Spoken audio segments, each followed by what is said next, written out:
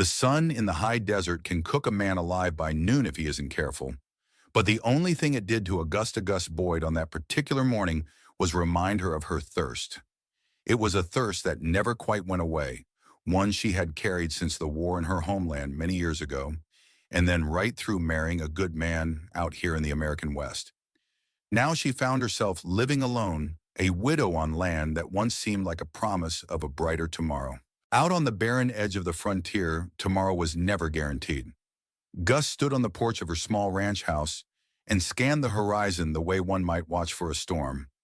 A battered rocking chair rested behind her, nearly hidden in the gloom of the doorway.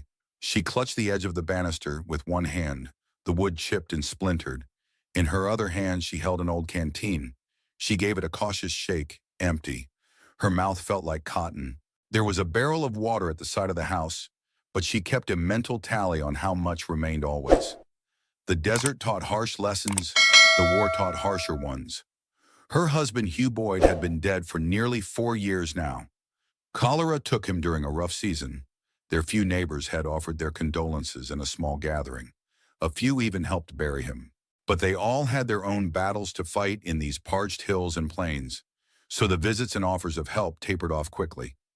In the West, if you couldn't stand on your own, you fell behind real quick. Gus never forgot how to stand on her own. She had done it plenty in her younger days, back before she'd met Hugh. She was small but wiry, her shoulders corded with muscle from a youth spent in hardship. Her skin bore lines that were both from the sun and from sorrow. Yet there was a sharpness to her blue eyes that made many men uneasy. They didn't realize at first what that sharpness meant, but once they got a taste of it, they never forgot. War had put that gleam there, and a thirst for survival kept it. Over the years, she'd used it to keep unscrupulous folks off her property. But out here, the unscrupulous were as many as the grains of sand. You couldn't keep them all away forever. She inhaled slowly the warm desert air, tasting of dust. Deciding she'd stared at the horizon long enough, she turned, letting her faded skirt brush against the porch floor. Each step felt heavier these days. Inside the house, an old rifle rested against the corner by the front door, always loaded, always ready. Gus had used it to chase off coyotes, the occasional rattlesnake, and a handful of drunken cowboys who thought a lone widow might be easy prey. Thus far, it had served her well enough, but times were changing. More people were heading out to California, or drifting south to seek fortunes in the new mining claims. The railroad was rumored to be pushing westward. Soon the dusty trails might be replaced by tracks and iron horses. Gus wasn't sure if that would make her life easier or just bring in a new wave of predators, bolder, hungrier ones. She placed the canteen on a small table inside. Her living room was cramped but tidy, a few shelves displaying meager possessions. One framed picture stood out, a photograph of a younger Gus with Hugh, both standing with arms around each other, outside this very house. Hugh had been tall, broad-shouldered, with a warm smile that made him seem more at home among city folk than out in the wilds.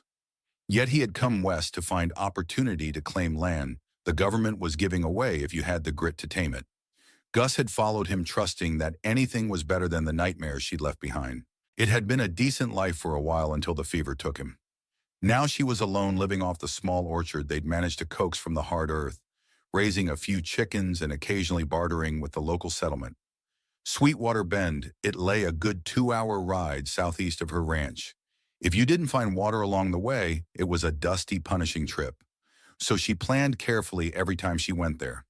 Today was no exception. She had a small wagon and a pair of mules she used for the journey. With the orchard's yield due soon, Gus needed to restock supplies, flour, salt, coffee if she could afford it. She'd already saddled up her old horse Rook to scout the orchard and make sure all was in order before she hitched the wagon. Rook was a gentle chestnut who'd lost some of his agility in the last year, but he was dependable. By the time Gus was done checking her orchard, Rook's ears would be up ready for a chance at a longer ride. Animals learned to sense a routine too. The orchard was small, just a dozen apple trees and a couple of pears, desperately clinging to life thanks to a narrow creek bed that wound through part of her property. Over the seasons, she'd learned to divert just enough water to keep the trees alive. She'd built rudimentary channels, filled them by hand with a bucket whenever the flow was too weak. It was backbreaking work, especially alone, but it was how she survived. Her orchard's apples fetched a decent price from the saloon owners and general store at Sweetwater Bend. After picking a small basket of the fruit that was ripe early, she walked back to the stable. She set the apples near the door and slipped inside to greet her mules, Charlie and Rollo. They flicked their ears and stomped a bit when they saw her. "All right, you two," Gus muttered, lifting a hand to pat Charlie's neck. "We've got a trip to make soon. Let's hope the day's not too hot." Charlie brayed softly in response. She smiled, patting him again, but that flicker of warmth faded quickly as her mind drifted. Memories always tugged at her in the quiet moments. She glanced at Hugh's old saddle still perched on a rail. She left it there for sentimental reasons, though she'd replaced it with a smaller, less worn one. Some days she could almost see Hugh walking and brushing dust off that saddle, giving her that grin of his that said everything would be just fine. Some days she believed it. By mid-morning she was hitching the mules to her wagon outside the barn when she heard hoofbeats in the distance. Her first instinct was to freeze hand going to the side of her belt, where a small revolver rested. Out here, unannounced visitors could be trouble. Yet her cautious eyes drifted to the horizon, searching for a cloud of dust that would indicate multiple riders. She only saw one figure. Eventually, the shape of a horse and rider grew clear. A man wearing a wide-brimmed hat rode closer posture, leaning in the saddle as though he'd traveled a long way. Gus kept the revolver partially concealed behind her skirt, but within easy reach. When the man was about 50 yards away, she called out, "That's close enough." He pulled his horse to a stop. Raising his hand slightly, he showed he meant no harm. Even from this distance, Gus could see the faint lines of exhaustion on his face. He wore a dusty shirt threadbare at the elbows and battered boots. The horse looked as tired as he did, nostrils flaring. "Begging your pardon," he said, voice carrying across the open space. "I'm in need of water and a place to rest my horse." "I can pay." Gus studied him for a moment. She considered the dryness of the land, the risk of letting a stranger onto her property, but she remembered the code. Hugh used to live by a man in need of water wasn't necessarily a threat. She lowered the revolver, but kept it in hand. "You alone, just me," he replied. "All right, you can come on up slow," Gus said, "but keep your hands where I can see 'em." He did as asked, approaching at a gentle pace. When he got within speaking range, Gus took a better look at him. He was probably mid-40s with prematurely gray hair showing beneath the edges of his hat. One eye was bruised and swollen, and a crust of dried blood stained his lower lip. He'd clearly been in a scrap of some sort recently. "Name's Porter," he offered. "Porter Mallory." Gus nodded, not offering her own name yet. "There's water over there by the barrel," she said, tipping her chin toward the side of the house. "Help your horse first, then you can have some." "Thank you, ma'am." "I'm obliged." Porter dismounted with a grimace, rubbing his back. He led the horse over to the barrel, dipped a tin cup to fill it, and let the animal drink. He moved carefully as though every step caused him pain. Gus watched him with an unwavering gaze. Only after he took a long gulp of water himself did she speak again. "Where are you coming from?" "East. I was riding with a small caravan." He hesitated, glancing at Gus's revolver. "Ran into some trouble with outlaws a ways back. Got parted from the rest." She hadn't heard of any large caravans passing through recently, but it wasn't impossible. The main wagon trails were to the south, but sometimes folks tried to cut across these parts to save time. Porter wiped his mouth with his sleeve. "I appreciate the kindness. Not many folks out here willing to share water with a stranger." Gus gave a small shrug. "Times are hard, but I reckon turning a man away to die of thirst is worse." He nodded, agreed. They stood there in silence for a moment, the only sounds the shuffle of the horse's hooves and the faint stir of wind. Gus could see he was sizing her up just as she was him. Finally she said, "I've got errands in Sweetwater Bend. If you're heading that way, you're welcome to ride along for a time." Porter's eyes flickered. "Thank you, ma'am. That would be mighty helpful." Gus didn't quite trust him, but she saw no immediate threat. She was a good shot and had 2 loaded weapons within reach. Besides, he looked half dead from exhaustion. If he tried anything, she'd drop him before he got far. She gestured to her wagon. "I'll be leaving shortly. You can rest in the shade if you want." He tipped his hat in gratitude, much obliged. By the time they set out, the sun had climbed higher, beating down on the dusty trail that wound southeast toward Sweetwater Bend. Gus guided the mules in front while Porter rode a few paces behind on his horse. She wasn't keen on letting him ride abreast just yet. Some might consider it rude, but she considered it safe. They didn't talk much for the first hour, focusing on the labor of traversing dry gullies and the occasional rocky patch. The desert around them was a panorama of parched earth, scattered sagebrush, and distant mesas shimmering in the heat. Sometimes a hawk circled overhead, or they might see a scorpion scuttle across the trail, but mostly it was just sun and dust. Eventually, Porter pulled up alongside the wagon to chat, keeping a respectful distance. "You've been out here long," he asked. "6 years," she answered, eyes on the horizon. "Came with my husband, buried him here." Porter's expression softened. "I'm sorry to hear that. Tough place to make a life. But I suppose folks find ways." Gus gave a curt nod. Only place that felt right for him. He didn't pry further. Instead, he gestured to the orchard in the back of the wagon. Gus had loaded some of the early apples and pears, hoping to sell them. "Those look fresh," he said. "Must be a chore to keep them watered." "It is, but they pay my bills." Silence fell again, broken only by the creak of the wagon wheels and the swish of the mules' tails. After a while, Porter spoke again. "If you don't mind my asking, how far's Sweetwater Bend?" "Another hour or two, depending on how the trail treats us." He nodded. "I heard about a saloon there. The Painted Horse." "You know it." Gus didn't hide her surprise. "I do. You meeting someone there?" Porter hesitated. "I was supposed to. But the men I was traveling with, well, we got separated. Not sure if they made it or not." Gus chewed her lip, uncertain. "Word of advice. The Painted Horse can be rowdy.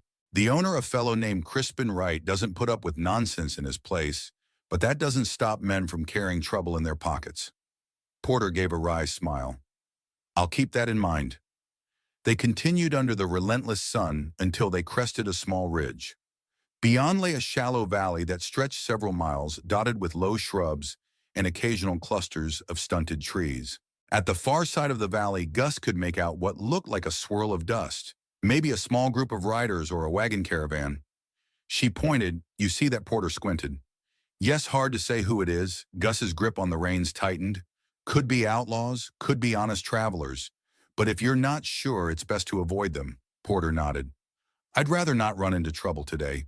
They angled their journey a bit more to the east, hoping to skirt whatever group was stirring the dust. It meant a slightly longer route, but caution was worth the extra time. The desert had its share of bandits, men who roamed these parts seeking easy targets. Gus had staved off a few raids in the past. She knew the terrain well enough to slip away undetected if need be, but she also knew how quickly fortunes could change.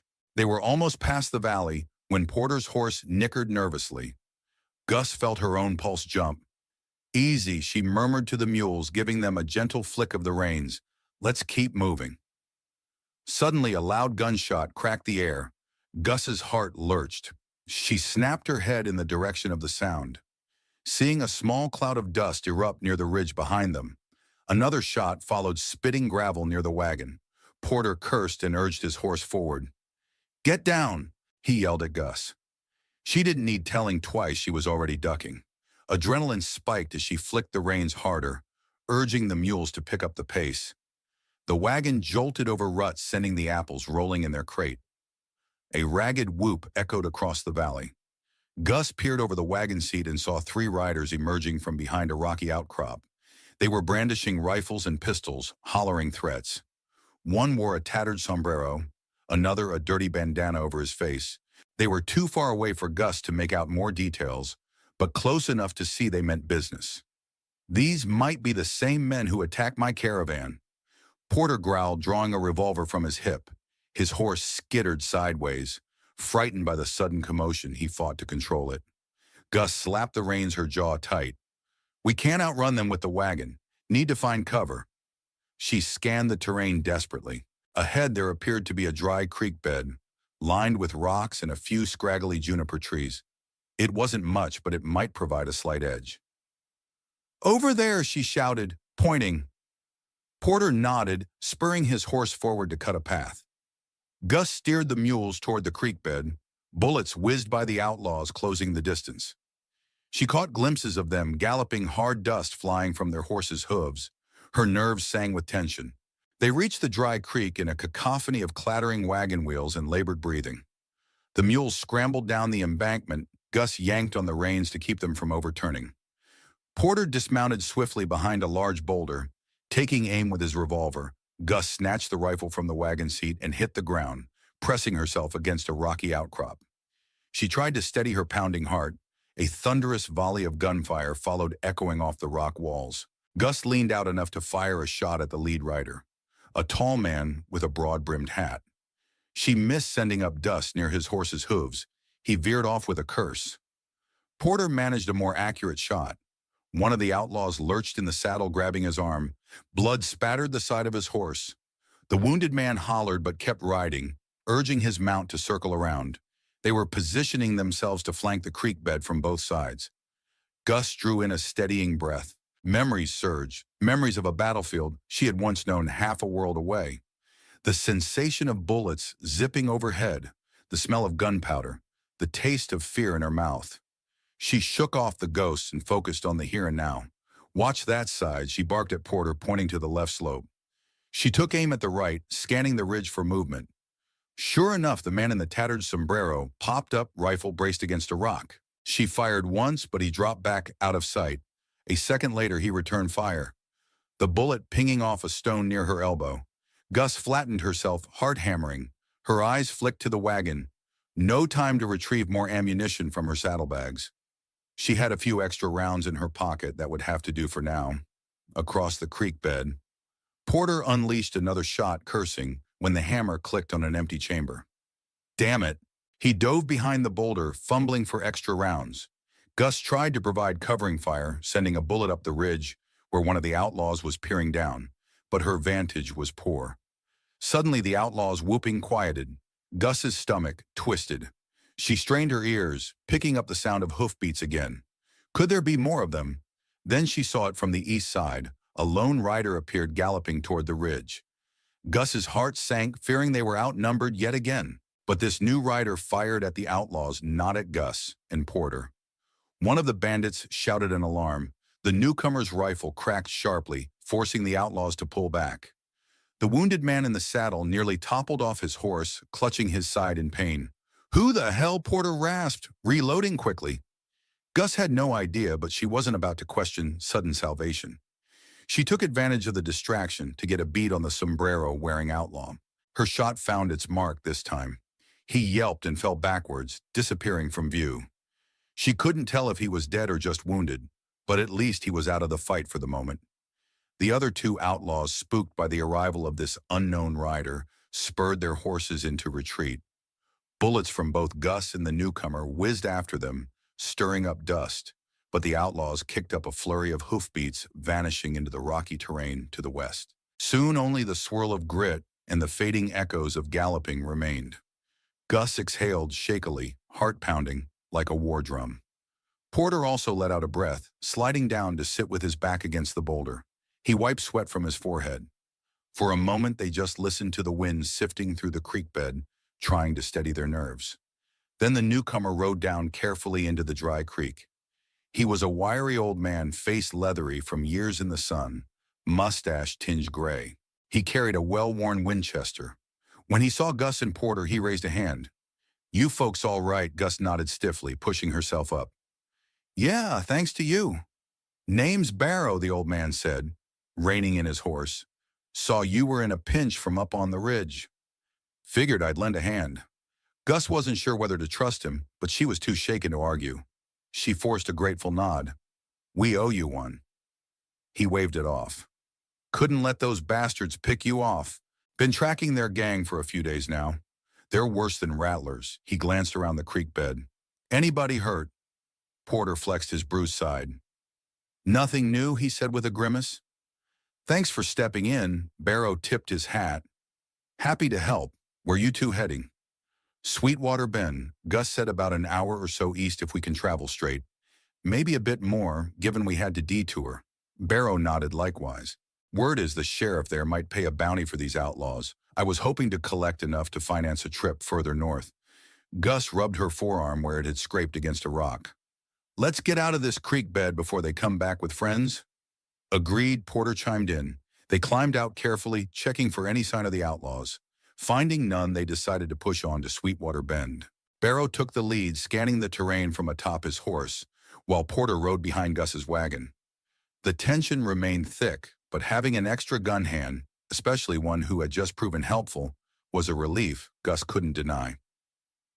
They reached Sweetwater Bend in the early afternoon, the small settlement revealing itself as they crested a final rise. A dusty main street cut through the center, flanked by a dozen or so wooden buildings, a general store, a blacksmith, a saloon, and a few boarding houses. Beyond the main stretch lay scattered homes and stables. A rickety sign reading Sweetwater Bend leaned precariously near the entrance to town. Gus guided her wagon toward the general store, her eyes flicking around to see if anything had changed since her last visit. Folks milled about the street, ranch hands picking up supplies, a couple of women talking outside a small dress shop, a blacksmith hammering away at a horseshoe. The place smelled of horse manure metal and the faint tang of whiskey from the saloon. Barrow and Porter drew up alongside her. "I'll see about that, Sheriff," Barrow said. "If y'all need me, ask for me at the livery stable." He tipped his hat and rode off. Porter hesitated. "I'll stable my horse and then maybe see if I can track down my caravan, or what's left of it." He offered a nod to Gus. "Thanks for letting me ride with you, ma'am." That was neighborly. She gave him a guarded half-smile. "Be careful." He touched his bruised lip and returned the nod, then rode off toward the stable. Gus watched him go, uncertain about his story, but grateful for the mutual aid. Then she turned her attention back to her errands. Inside the general store, a small bell tinkled as she stepped through the door. Mr. Cartwright, the portly storekeeper, greeted her with a polite tip of his head. "Afternoon, Mrs. Boyd," he said, eyeing the basket of apples she carried. "I see you've brought some of your fine produce again." "I have. Got pears, too, if you want to see 'em." He nodded eagerly, stepping around the counter. "Yes, please. I've had a few folks ask if I'd be getting more fresh fruit in." They sorted out the price while the store's clerk weighed the baskets on a dusty old scale. Gus tried to keep her expression neutral, though she was always anxious to get a fair price. Cartwright had a reputation for being fair enough, but a man still had to turn a profit. They eventually agreed on a sum that Gus considered reasonable. She accepted a stack of coins, placing them in a small purse at her belt. "I'll be needing flour, sugar, and coffee. Some gun oil, too." Cartwright grinned, scribbling the items on a small slip of paper. "All out front. Help yourself and my clerk can ring it up." He paused, noticing the tension in her posture. "Everything all right, Mrs. Boyd. You look like you've had a rough day." She considered how much to reveal ran into some outlaws on the road. His eyes widened. "They attack you." She gave a grim nod. "We managed to drive them off, got help from a stranger, but it was close." Cartwright let out a low whistle. "That's worrisome. These roads ain't safe anymore. The sheriff's got his hands full. Rumor is these gangs are getting bolder." Gus recalled the shootout, the adrenaline still buzzing under her skin. "They are." "Well, I'm glad you're all right. If you need anything else, just holler." She gave a curt nod, then moved about the store collecting her supplies. Afterwards, she loaded them into her wagon and considered her next move. She needed to see Crispin at the Painted Horse Saloon about possibly selling a small batch of apples to the barkeep. Crispin liked to add a slice of fruit to certain whiskey drinks. As a novelty, Gus could use every bit of income she could get. When she drove her wagon toward the saloon, she saw Barrow step out of the sheriff's office across the street, shaking his head. He spotted her and ambled over as sheriff's out of town. He grumbled. "Deputy says he's 2 days' ride after some bank robbers." Figures Gus felt a stab of concern. "What does that mean for you?" Barrow shrugged. "Means I'll wait here till the sheriff gets back so I can report them. Outlaws, might as well get a room somewhere. Unless you need a guard for your ranch." He said it lightly, but there was a hint of seriousness in his voice. Gus pursed her lips uneasy. Having a man around might help fend off trouble, but she had no idea if she could trust Barrow. On the other hand, he did just save her life. "Thanks, but I manage fine on my own," she said. Trying to sound confident, Barrow doffed his hat slightly. "Suit yourself. I'll be at the stable if you need me." With that, he walked off toward the Painted Horse Saloon. Gus hopped down from the wagon. She retrieved a smaller crate of apples from the back and made her way into the saloon. The Painted Horse wasn't too busy at this hour. but the smell of whiskey, cigar smoke, and day-old beer still lingered in the air. A few men sat at tables playing cards while a lone piano player tinkered softly on an upright piano in the corner. Crispin Wright stood behind the bar polishing a glass with a rag. He was tall with slicked back hair just beginning to show silver at the temples and wore a pressed vest that made him look more like a banker than a saloon owner. He spotted Gus and brightened. "Mrs. Boyd, come on in." She set the crate on the bar. "Crispin, I've got some apples here. Fresh thought, you might be interested." He peered inside, nodding approvingly. "These look lovely. The fancy travelers, passing through, love a slice with their whiskey." How much they haggled briefly before settling on a price, Crispin fished out some bills from the till. "So how are things out at your place?" Gus sighed. "Got ambushed by outlaws on the way here. I'm all right, but barely." His brow furrowed. "Damn shame we've had more trouble these past months. They come in from the Badlands robbing folk. Sheriff's trying, but there's only so much one man can do." "He's taken on a deputy, though deputy's not much help if they're both out of town," she remarked dryly. Crispin nodded in sympathy. "Tell you what, Mrs. Boyd, you hear about any more trouble out there, you send word or come find me. I know a few men in town who can handle themselves if we need to mount a search party." Gus managed a small smile. "I appreciate that she left the saloon soon after, her wallet a bit heavier." Outside, the afternoon sun was beginning its slow slide. She decided it'd be best to head home soon. She still had chores to tend before nightfall. Hitching the wagon again, she guided the mules out of Sweetwater Bend, glancing over her shoulder once. A part of her wondered if she should have taken Barrow up on his offer. Another part reminded her that letting strangers too close was how you ended up dead. She had to trust her instincts. The ride back was uneventful for the first half hour. Gus felt the tension easing from her shoulders, lulled by the rhythmic clop of the mules. The desert was quiet, a soft breeze rustling the sage. Yet she couldn't fully shake a sense of unease that had lodged in her gut after the ambush. Sure enough, as she rounded a bend near a rocky outcropping, the uneasy feeling turned into alarm. She spotted fresh hoof tracks, crossing the path ahead, tracks that hadn't been there earlier. Her mind immediately flashed to the outlaws. Were they lying in wait for her again? She pulled the wagon to a halt, listening intently. The normal hush of the desert pressed in. She patted the rifle at her side, ensuring it was loaded. With caution, she urged the mules forward at a slower pace, scanning the ridgelines. Every shadow seemed to move in the corner of her eye. But the ambush never came. Instead, a short distance up the trail, she saw something that made her heart jolt, a dead horse lying on its side, flies buzzing around. Next to it, a man's body slumped awkwardly on the ground. Gus's mouth went dry. She drove closer, rifle at the ready. As she neared, the stench of death made her stomach churn. She recognized the man with a pang of dread. It was the outlaw who'd worn the tattered sombrero, the one she'd shot. He lay there with a bloodied hole in his chest. Whether he died from her bullet or subsequent injuries, she couldn't be sure. His eyes were open, glazed in death, a swarm of flies already feasting. Gus swallowed hard and dismounted the wagon. She knew she should move on. This man had tried to kill her after all, but something compelled her to check his pockets. Maybe she'd find something that would help identify the gang. It felt half like vengeance, half like self-preservation. She kept the rifle in one hand as she knelt and searched his coat. She found a few loose coins, a crumpled piece of paper with scribbled writing in poor Spanish, and a small cameo locket. She opened the locket to find a faded photograph of a woman and a child. Gus's jaw tightened.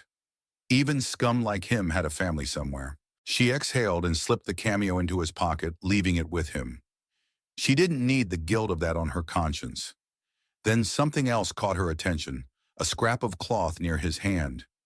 It was a piece of checkered fabric, maybe from a shirt or a bandana. She realized with a start that it matched Porter's bandana. Her thoughts raced. Could Porter have been here after the ambush? Or was this just a coincidence? She scanned the ground, noticing footprints, signs of a brief struggle. Confusion and suspicion tugged at her. Standing, she glanced around. No sign of the other outlaws. She backed away unsettled and climbed onto the wagon. She flicked the reins, urging the mules to move.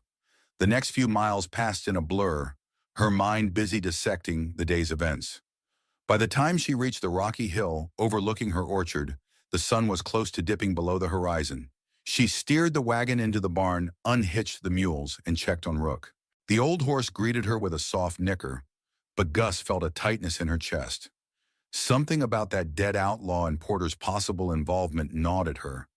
Was it possible that Porter had finished off that outlaw after their skirmish? Or had he robbed him? Gus recalled Porter's bruised face, an uncertain story. She shook her head, telling herself she was jumping to conclusions. He had fought alongside her. That should count for something. Finally, she took her supplies into the house, then double-checked the locks on her doors and windows.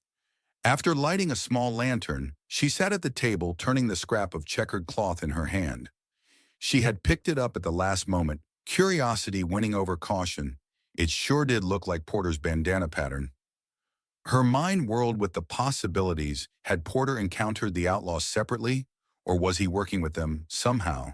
No, that made little sense. He had helped fight them off, risking his life. Unless there was a deeper reason. Gus forced herself to set the cloth aside. The simple truth was that trust was a rare commodity, and men were capable of all manner of betrayal. She had learned that lesson in the war in the battered towns, in the aftermath of violence. Hugh had been her one anchor to believing in good men. Now he was gone. She was left with caution and her rifle. She resolved not to dwell on it. She'd keep an eye open, of course, but she wouldn't go stirring trouble without evidence. If Porter turned up again, she'd watch him carefully. That evening, Gus went about her routine, cooking a humble meal of beans and a bit of salt pork, washing up at the basin, and then settling in the rocking chair on the porch. The desert night was cooler. A gentle breeze carrying the scent of sage stars began to shine, overhead sprawling across the sky in shimmering bands. Her thoughts drifted to Hugh, as they often did when darkness fell. She pictured his face, the kindness in his eyes. She remembered the nights they spent laughing about the day's trials, or how he'd cradle her after she woke from a nightmare. Sometimes when life felt too harsh, those memories were the only thing that kept her holding on. She also remembered with an ache in her chest the child they almost had. A miscarriage in the second year of their marriage had robbed them of that hope. Gus still felt the emptiness where that child's future might have been. In another life, maybe she wouldn't be so alone out here. But regrets did no good in the West. The land didn't care about heartbreak. The wind rustled the orchard trees, sounding almost like whispers. Gus set her jaw. She wouldn't let fear or doubt consume her. She had survived worse. Perhaps the war overseas was a memory now, but she carried it in her bones. She had learned to shoot and to hide to endure. A band of outlaws was just another foe she could outlast. Still, something about the events of the day lingered, a sense that the confrontation she'd had was just the beginning. She could almost feel eyes on her, the same prickling awareness that used to creep over her when patrolling ruined villages. The desert was vast, but trouble had a way of finding those who lived on the edge. Gus drew her shawl closer. "I won't be anyone's easy pickings," she murmured into the night. Then she rose, tapped her foot to knock some dust off, and headed inside to lock the door. She placed her rifle by the bed within arm's reach. As she drifted into a fitful sleep, the moonlight stretched across the wooden floor, casting long shadows that flickered like silent sentinels. The following morning brought a ruddy sunrise, painting the sky in pink and orange bands. Gus woke early to tend the orchard. She moved through her chores with the efficiency of habit, feeding the chickens, checking the irrigation channels. Despite the routine, she felt watchful, as though an intruder might step out from behind the trees at any moment. As she was carrying a pail of water toward the pear trees, she heard the distant sound of horses on her property again. Her stomach tightened. Setting the pail down quietly, she picked up her rifle from where she'd leaned it against a crate of tools. She started walking carefully among the trees, trying to identify the source of the noise. She spotted them near the front porch, two riders, both wearing broad hats and dusty coats. One had dismounted and was knocking on her door. Anger flared in her chest. What were strangers doing, banging on her door at dawn? She crept closer, making sure to keep cover among the orchard's branches. The man at her door knocked again. "Mrs. Boyd," he called, a voice carrying. "We ain't here to cause trouble. Just want to talk." Gus's grip on the rifle tightened. She recognized the voice. Crispin Wright, the saloon owner from Sweetwater Bend. Relief flooded her, followed by curiosity. Why would Crispin come all the way out here unannounced and at dawn, stepping out from behind a tree, she raised the rifle and called Crispin. "Over here!" He spun, startled. The other rider, whom Gus recognized as one of Crispin's bouncers, put a hand to his holster, but froze when he saw Gus aiming at them. She lowered the muzzle slightly enough to indicate no immediate threat. Crispin let out a breath and waved. "Good morning to you, Mrs. Boyd. Didn't mean to startle you." She approached the orchard grass, crunching underfoot. "You could have announced your coming." She studied them both. Crispin's brow was damp with sweat, and he looked troubled. "Apologies," Crispin said. "I came as soon as I heard. Got word that some outlaws were heading this way. Thought you'd like the warning." Gus frowned. "Heard from who?" The bouncer glanced at Crispin, who cleared his throat. "Barrow, he showed up at the saloon late last night. Said he overheard talk about the gang that attacked you. Seems they know who you are, or at least that you live alone. Might be looking for revenge." Word travels fast among such folk. Her stomach tightened.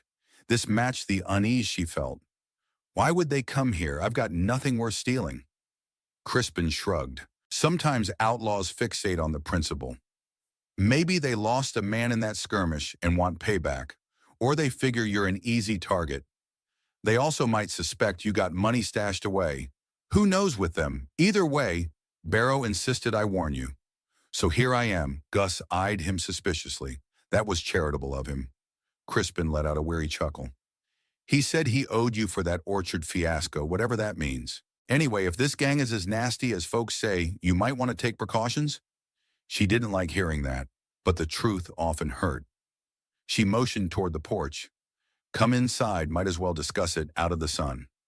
Once inside, Crispin and his bouncer removed their hats respectfully. Gus set her rifle aside, though still within reach. She offered them water, and Crispin accepted gratefully. The bouncer stayed standing near the window, watching the yard for any sign of movement. Crispin sipped from a tin cup. "I've known you a while, Mrs. Boyd.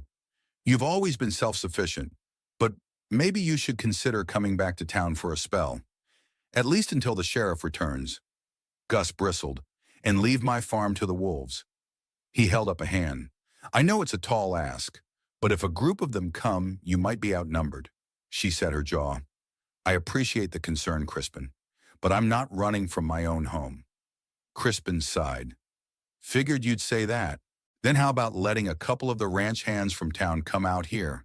Stand guard for a day or two. That orchard's a valuable resource, and folks in Sweetwater Bend rely on it. It'd be in everyone's interest to protect it." She considered. It felt strange accepting help. But Crispin was right. If outlaws arrived en masse, she wouldn't stand much of a chance alone. "I'll think about it," she finally said. He nodded, relief washing over his face. "All right. In the meantime, be extra careful. If you see any sign of trouble, ride for the bend. We'll gather who we can to help." Gus had no illusions about the dangers. She glanced at the orchard through the window, watching the morning light dapple the leaves. "Thank you, Crispin." He stood, placing his hat back on. "I'll stop by tomorrow if I can see if you've changed your mind about letting some guards stay. Don't hesitate to ask." With that, Crispin and his man departed, leaving Gus with a swirl of thoughts. She walked them out to the porch and watched as they rode off in a cloud of dust. Then she gazed at the horizon. The day was already growing hot, and with it, her frustration. Everything felt precarious, outlaws possibly seeking vengeance. Strangers like Porter and Barrow drifting in and out of her life. Deep inside, she felt that a storm was brewing, the kind that wouldn't pass without bloodshed. The war had taught her to recognize the hush before the barrage. She picked up her rifle, the morning sun glinting off its barrel.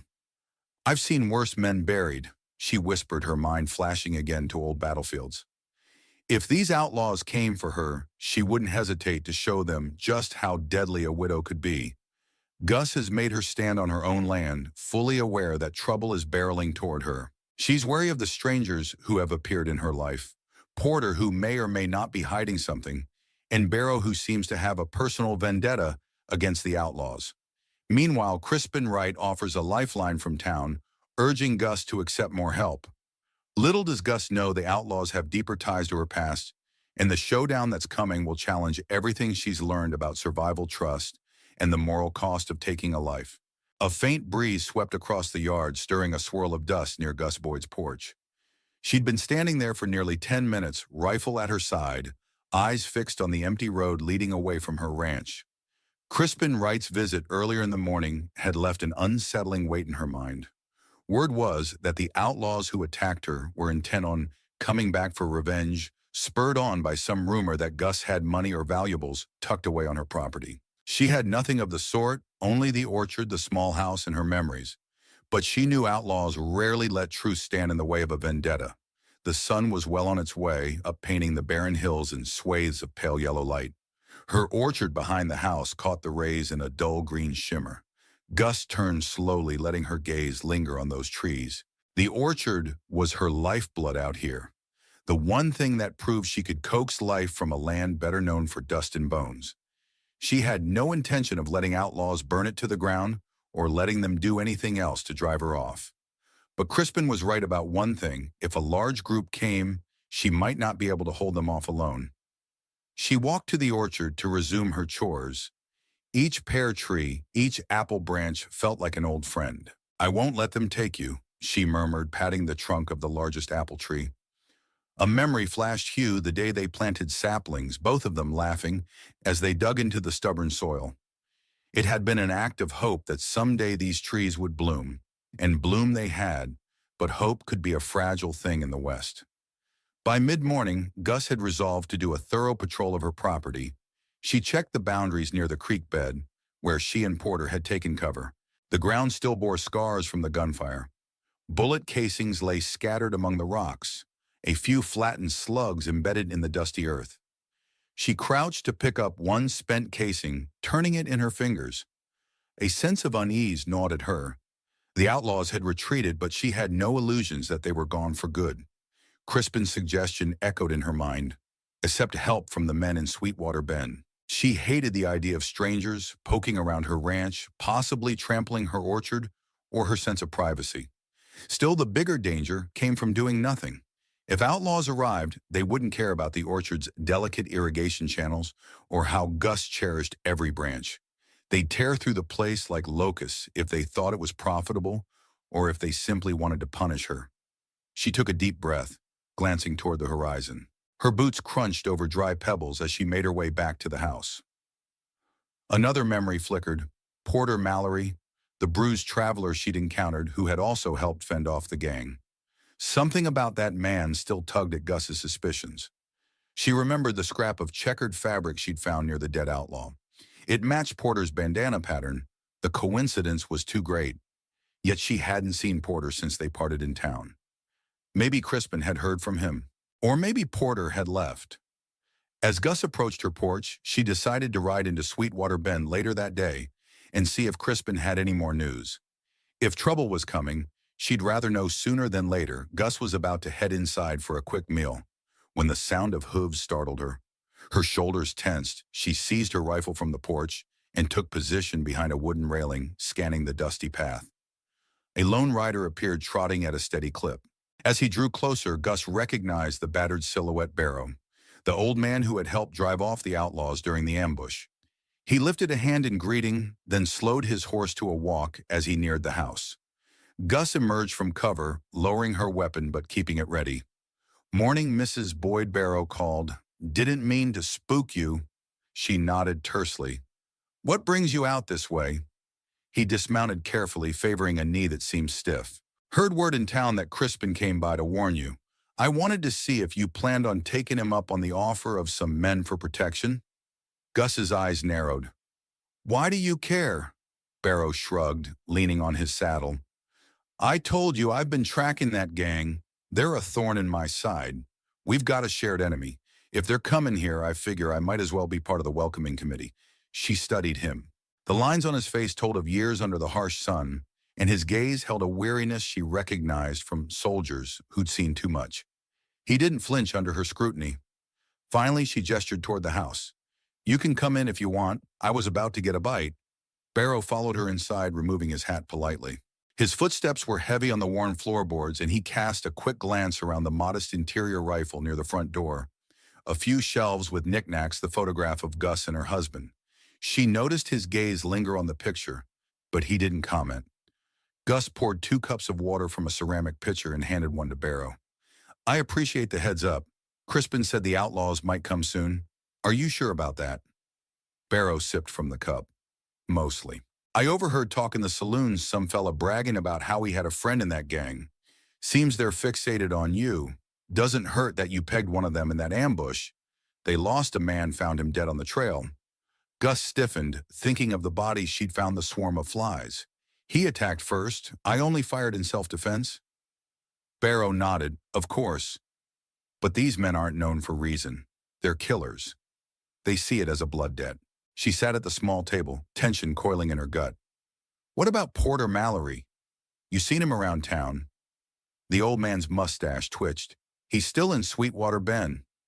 Last I heard, shacked up at a boarding house near the smithy, said he was waiting on some friends. Why do you ask? Gus hesitated. She didn't want to spill her suspicions to Barrow, not yet. So she just shrugged. He said he got separated from a caravan. I was curious. Barrow set his cup down. I don't know the man well, but he seemed amicable enough. Just keep your guard up. Folks around here can surprise you.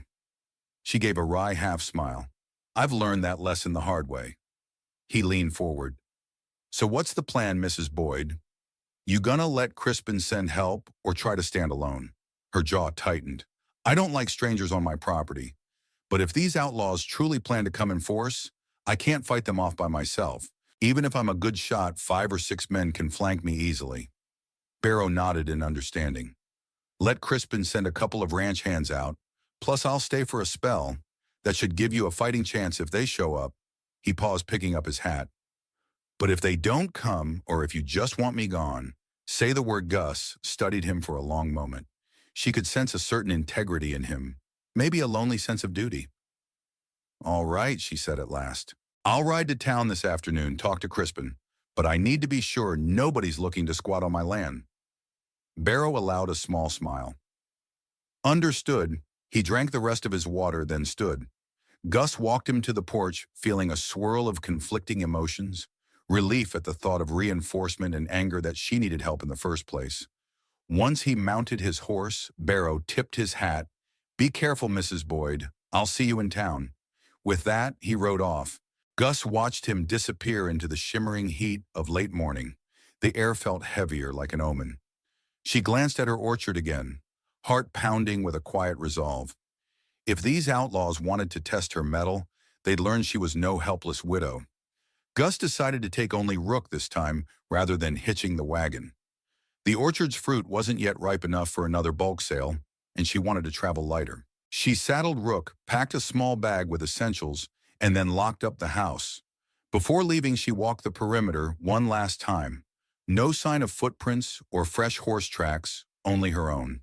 Satisfied, she rode out. The path to Sweetwater Bend was dusty as ever. Rook's hooves kicked up little puffs of grit that hung in the hot air. Gus scanned the ridges and gullies, carefully recalling how the ambush had happened.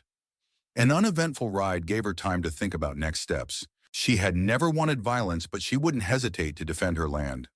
The orchard was more than a livelihood. It was Hugh's legacy. She'd protect it with her last bullet if she had to. When she reached the outskirts of Sweetwater Bend, the sun was high overhead, baking the timbers of the small buildings. She guided Rook toward the Painted Horse Saloon and tied him to a hitching post out front. The midday air carried the smell of horses, sweat, and faint whiskey. A few men loitered by the trough, giving Gus a polite nod. She nodded back, rifle slung across her back like a silent warning.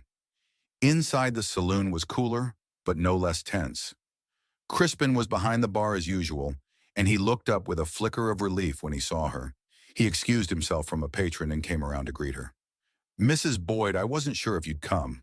Gus inclined her head. We need to talk. He gestured to a side table away from the midday crowd, mostly ranch hands grabbing lunch and a drink. They sat down, Crispin leaning in with concern.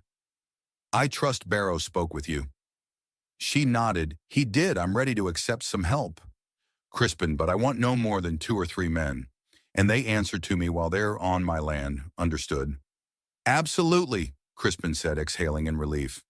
I've got a couple of ranch hands who sometimes do odd jobs for me. Holt and Delgado. They're decent shots, and I trust them. They'll come out with you tomorrow morning, if that suits Gus. Pressed her lips together in a line. Fine. Let them know to bring their own supplies. I'm not running a boarding house. He nodded. Of course, they sat in silence for a beat. Gus's gaze drifted over to the patrons in the saloon. She spotted a couple of men hunched over a card game, a piano player dozing by his instrument, and a stocky woman carrying a tray of beers to a table. Then her eyes caught a figure leaning against a far wall, Porter Mallory. Her pulse kicked up. He was watching her. The bruise on his face had faded to a yellowish hue, and he now sported a fresh bandana checkered again, though darker in color. Sensing her focus, Crispin followed her line of sight. Mallory, he murmured. He's been here a few days, keeping a low profile. I want to talk to him, Gus said quietly. Crispin didn't protest. He gave her a cautionary nod, then stood and went back behind the bar, leaving Gus free to approach Porter. She wove through a few tables, ignoring the curious glances. Porter straightened from the wall, arms loosely crossed. Gus halted a couple of feet away, scanning his face. I thought you'd left town. He shrugged, offering a thin smile. Still had some business to attend. How have you been, Mrs. Boyd? Alive, she replied. Heard you've been telling folks you're waiting on your friends, that the caravan you traveled with. Porter hesitated. Something like that. I'm not sure if they'll come or if they ran on. We got scattered after the ambush. His gaze flicked to her rifle. I see you're still traveling armed. She gave a dry laugh. That's the only sensible way to move around here. I found something on the trail after we parted ways. She reached into her pocket and pulled out the small scrap of checkered cloth. She held it up, her voice low. Look familiar. Porter's eyes tightened slightly. Yes, looks like a piece of my old bandana. How'd it end up next to a dead outlaw's body? He grimaced, looking away for a moment. I ran into him after you and I split. He was wounded, raving mad. He tried to shoot me. We struggled and... Well, I finished him off. I was defending myself, same as you did. Gus studied him. You took his life. He nodded slowly. It was either him or me. Her grip on the cloth tightened. So you took the bandana from him? No, Porter said he tore it from me during the fight, had it in his hand when he died. I left in a hurry. Didn't want to linger with a dead man. Too many questions. Gus felt her suspicion lessen some. His explanation made sense, though it didn't entirely erase her unease. Why didn't you mention this to me or to Crispin earlier? Porter let out a weary sigh. Look around you. Word gets out a man killed someone. Folks start asking questions, forming a posse. I'm not an outlaw, but I've had enough trouble. I was hoping to keep my head down until the heat died off. She absorbed his words, torn between caution and a faint sense of relief that his story wasn't more sinister. You realize those outlaws might be looking for you, too. He shrugged, mouth set in a grim line. They probably are, but they're gunning for you more than me from what I hear. Gus let out a breath, pocketing the scrap. Well, I won't apologize for living. If they want to fight, they'll get one. A flicker of respect crossed his features. You're a tough lady, Mrs. Boyd. Survival's about being tough. She glanced around. So what now? You waiting for these friends? Or you want to make yourself scarce before the outlaws come? Porter's lips pursed. Actually, I'd like to help you. If these men are after you, I figure standing together might give us both a better chance. Her eyebrows rose. Why would you risk your neck for me? He gave a half smile. Aside from gratitude for saving my hide in that ambush, I've got nowhere else to go. If I leave town alone, the outlaws might track me anyway. At least if I stand with you, we can watch each other's backs. Gus considered. It was true that an extra gun could make a difference. But she also remembered Crispin's caution. You never really know who can betray you. All right, she said guardedly. I'm allowing a couple of Crispin's men onto my property soon. If you want to join them, fine. But you follow my rules. We aren't about to turn my ranch into a saloon or a campsite. Porter nodded expression. Ernest understood. She took a final measure of him. She still wasn't entirely sure she trusted him, but desperate times often made for strange alliances. We leave tomorrow morning, she said. Meet me in front of the saloon at dawn. Don't be late. He gave a brisk nod. I'll be there. Without further ado, she turned and headed for the exit. As she passed Crispin at the bar, he raised an eyebrow. Everything all right, we'll see, she replied, heading out into the sun. Late that afternoon, Gus spotted Crispin's two men, Holt and Delgado, riding into Sweetwater Bend. She made arrangements for them to spend the night in the small bunkhouse behind the saloon, then join her in the morning. Crispin assured her they were dependable fellows. Holt was tall and wiry with a permanent squint from hours under the sun, while Delgado was shorter but with a solid build. Both had an air of competence. Gus found somewhat reassuring. Barrow also confirmed that he'd ride out in the morning to join them. That made 4 additional guns on her side: Holt, Delgado, Barrow, and Porter. Assuming Porter showed up, Gus felt a measure of relief, though it was tempered by the knowledge that she'd need to feed these men and keep them from trampling her property. Still, she wasn't about to turn away the help if it meant stopping the outlaws. In the evening, Gus purchased some dried goods, beans, jerky, cornmeal from the general store to supplement her supplies at home. She packed them carefully on Rook, making sure everything was secure. Night was settling over Sweetwater Bend by the time she finished. A few lanterns lit the saloon and a handful of other buildings along the main street. Folk meandered about heading to or from supper. She glanced at them, couples, cowboys, merchants, and felt a pang of isolation. They had each other for company. Gus was used to only the orchard and the memory of Hugh. She guided Rook to the small stable run by a grizzled older man named Bixley. He watched her dismount, chewing on a strand of hay. "You stay in the night, Mrs. Boyd." "No, I'll ride home," she said. "I prefer my own bed." He tipped his hat in a silent farewell. Gus led Rook back to the main road, making sure her rifle was within easy reach. The stares from passers-by didn't bother her. She had always been something of an oddity, a widow living alone out in the desert. They could think what they liked. She was content with her choices, or at least determined to see them through. She paused near the saloon one last time, scanning the windows. The lamplight inside cast flickering shadows on the rough wooden floor. She wondered if Porter was in there, maybe playing cards or nursing a whiskey. If so, hopefully he'd stay out of trouble until morning. Satisfied, she turned Rook's head west and urged him forward, heading home under a canopy of stars. Gus arrived at her ranch well after dark, the moon high and bright. She checked the house and barn, thoroughly relieved to find no sign of intrusion. Yet she felt a prickling sense of dread that had grown ever since Crispin's warning. She decided she wouldn't sleep deeply tonight. She'd keep a lamp burning low and her rifle loaded by the bed. That night she dreamed fitful dreams of men on horseback, silhouettes against the horizon, brandishing torches that set her orchard aflame. She saw Hugh's face in the smoke reaching for her, but never quite there. The smell of fire mingled with the stench of war, and she woke with a gasp, sweat beading on her brow. For a moment she didn't know where she was. Images of a faraway battlefield flickered in her mind. Then she looked around the small bedroom, recognized the worn dresser, the single window, the lamp's gentle glow. Her heart pounded, but she forced herself to breathe. "It was just a dream," she whispered, but it felt like a warning. She didn't sleep much after that, merely lay awake, ears tuned to every creak in the house, every whisper of wind outside. At the first hint of dawn, she rose to prepare. She pulled on sturdy clothes, buckled her revolver at her waist, and stoked the embers in her hearth to heat a bit of coffee. She knew she'd need the extra energy. By the time she walked out to the barn, the sky was starting to pale. She saddled Rook, gave the mules some feed, then guided the horse toward the orchard.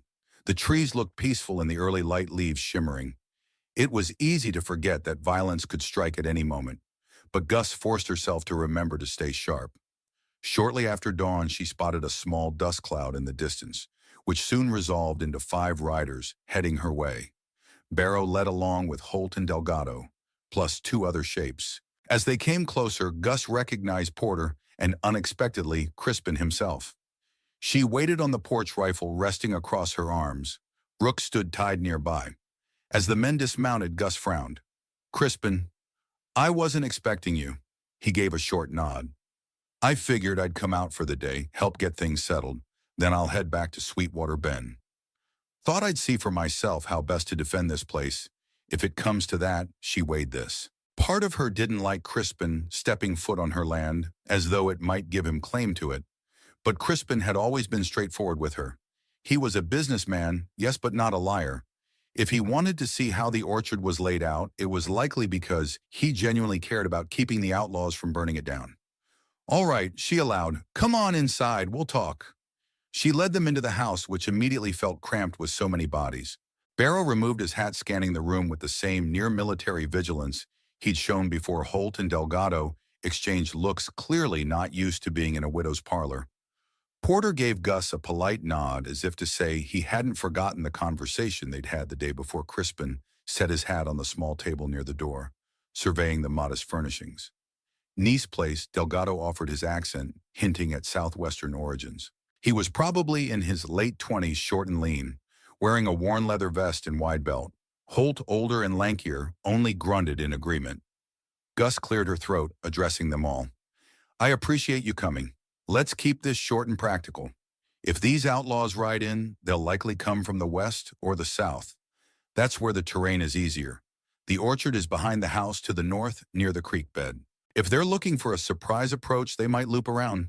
She paused, grabbing a roughly drawn map from a shelf, something she'd sketched ages ago to track irrigation lines. She spread it on the table. Here's the layout. We've got rocky ridges in the east, which is a natural barrier, but they can still navigate them if they're determined. Barrow leaned in. How many do we think might come? Crispin answered. Rumor has it, the gang is at least half a dozen strong, maybe more. We killed or wounded a couple, so their numbers might be down. Hard to say for sure. Gus studied the men's faces. A ripple of tension passed through the group. 6 or more outlaws was no small force. Gus had 5 helpers now, plus herself. If the outlaws outnumbered them, it could get dicey, but they had the advantage of defending from cover, something Gus hoped to use well. Porter tapped the map. We could set up a perimeter of sorts. Post a couple men near the orchard, a couple by the house. We don't want them circling behind and torching the trees while we're distracted. Gus nodded. I agree. She pointed to a spot near the creek bed. There's good cover here behind the rocks. Someone with a rifle could keep watch without being seen, Crispin chimed in. What about patrols? If we wait until they're right on top of us, we might not have time to mount a defense. Holt rubbed his stubbly chin. I could ride out a way, see if I can catch sight of them. Gus shook her head. Too risky alone. If they see you first, you'll be an easy target. Better to keep everyone close, at least until we know for certain they're coming. They continued hashing out the plan, deciding on watch shifts where each man would bed down and how they'd communicate. Gus insisted on no unnecessary wandering. This is my home, not a playground, she said firmly. You'll find a place to roll out your bedroll, but don't go rummaging through my things. The men nodded, accepting her rules. Finally, Crispin stood hat in hand. I'll stay for a few hours to make sure everyone's settled in. Then I'll ride back to town. If they haven't come by tomorrow night, I'll send someone out with supplies and news. Agreed. Gus agreed. A sense of uneasy anticipation gripped her. She was grateful for the extra eyes and guns, but having these men around was a reminder that her peaceful solitude was gone. An unspoken tension hung in the air. They were preparing for war. The day stretched on with an uncomfortable stillness. Gus showed Holt and Delgado where they could stake their horses, cautioning them not to leave the animals unattended without securing the barn door. Barrow wandered the property, rifle slung over his shoulder, studying vantage points. Porter helped Gus carry water to the orchard, checking the irrigation channels. They worked in silence, though occasionally their gazes would meet, sharing an unspoken recognition that everything might change soon.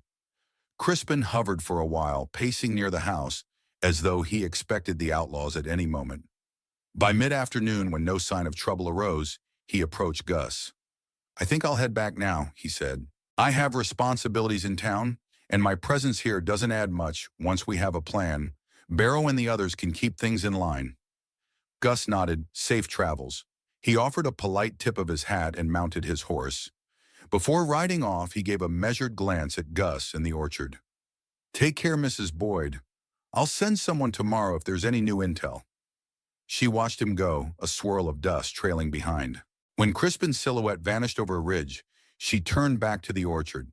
Porter was still there, systematically checking a row of pear trees for insects or signs of pests. Gus allowed herself a moment of curiosity. Why was he so thorough, so willing to help with mundane chores? Maybe he genuinely wanted to pull his weight, or maybe it was a front. No time for suspicion. Now she reminded herself she had bigger concerns. That evening, Gus cooked a simple meal for everyone. beans and salt pork, plus a few leftover apples from her last harvest. They ate outside, gathered around a small fire pit near the barn. The desert air cooled rapidly once the sun dipped below the horizon, painting the sky in brilliant strokes of pink and gold. Barrow sat on a small barrel picking at his plate. Holt and Delgado ate quickly, hunger from the day's labor. Showing Porter sipped water from a tin cup. Conversation was sparse, just a few remarks about the scorching weather or how the orchard was an impressive feat of desert farming. Finally, Gus spoke up. "Who's taking first watch tonight?" Barrow glanced at Holt and Delgado. "I can take it. I've got an old man's sleep schedule anyway. Don't need much rest." Holt stretched his arms overhead, stifling a yawn. "Fine by me. I'll take second. Delgado can do the early morning shift." Gus nodded. "I'll keep my rifle by the door. If you see or hear anything out of the ordinary, raise the alarm. We can't afford to be caught off guard."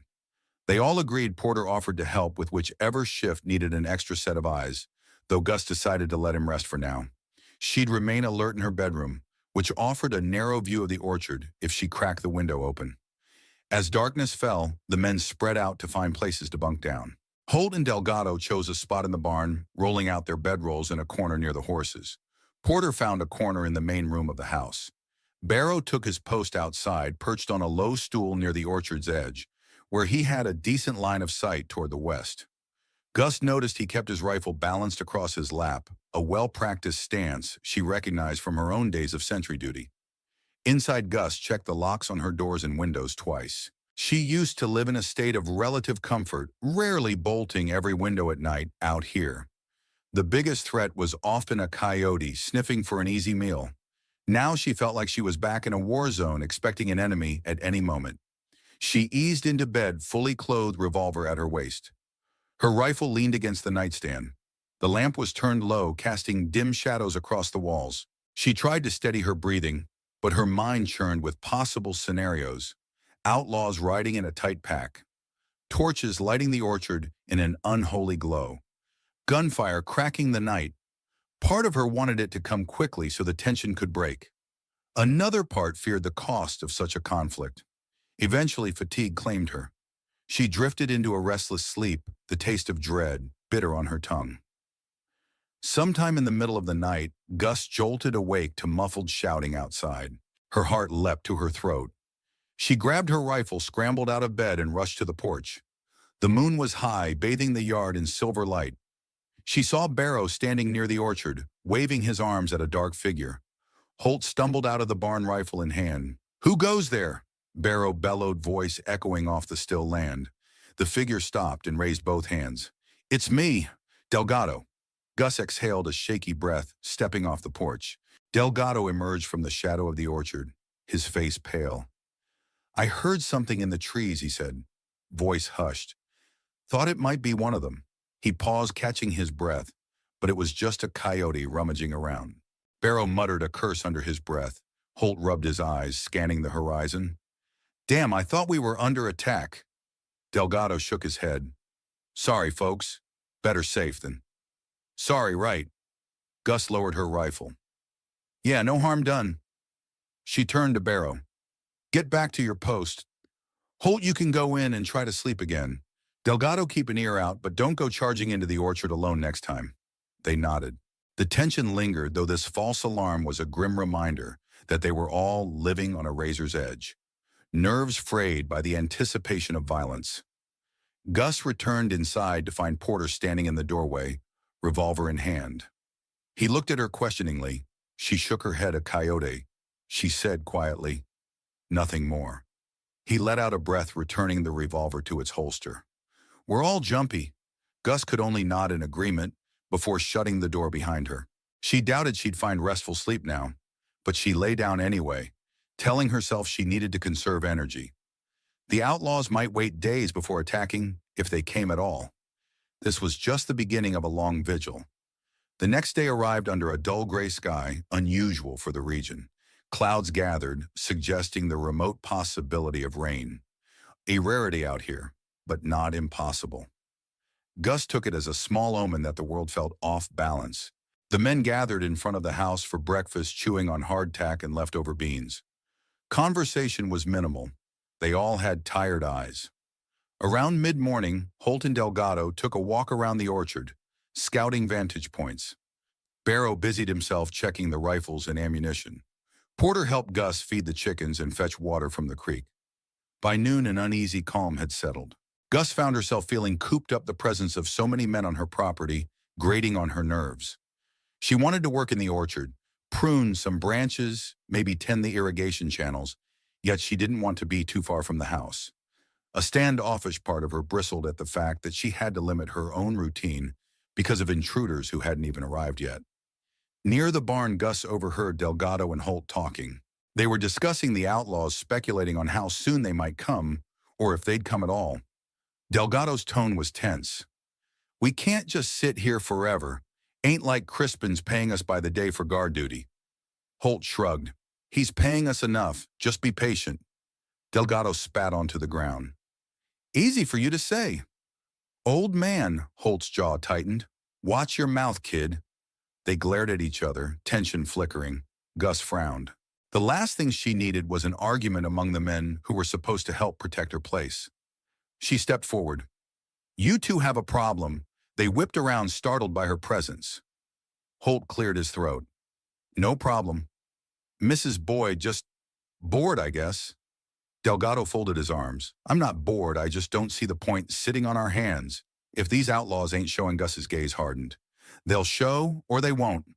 Either way, you agreed to help me. If you're having second thoughts, there's the road. You can walk back to town." Delgado's eyes flicked to the dusty horizon, but he shook his head. "No, ma'am, I'll stay. I'm just restless."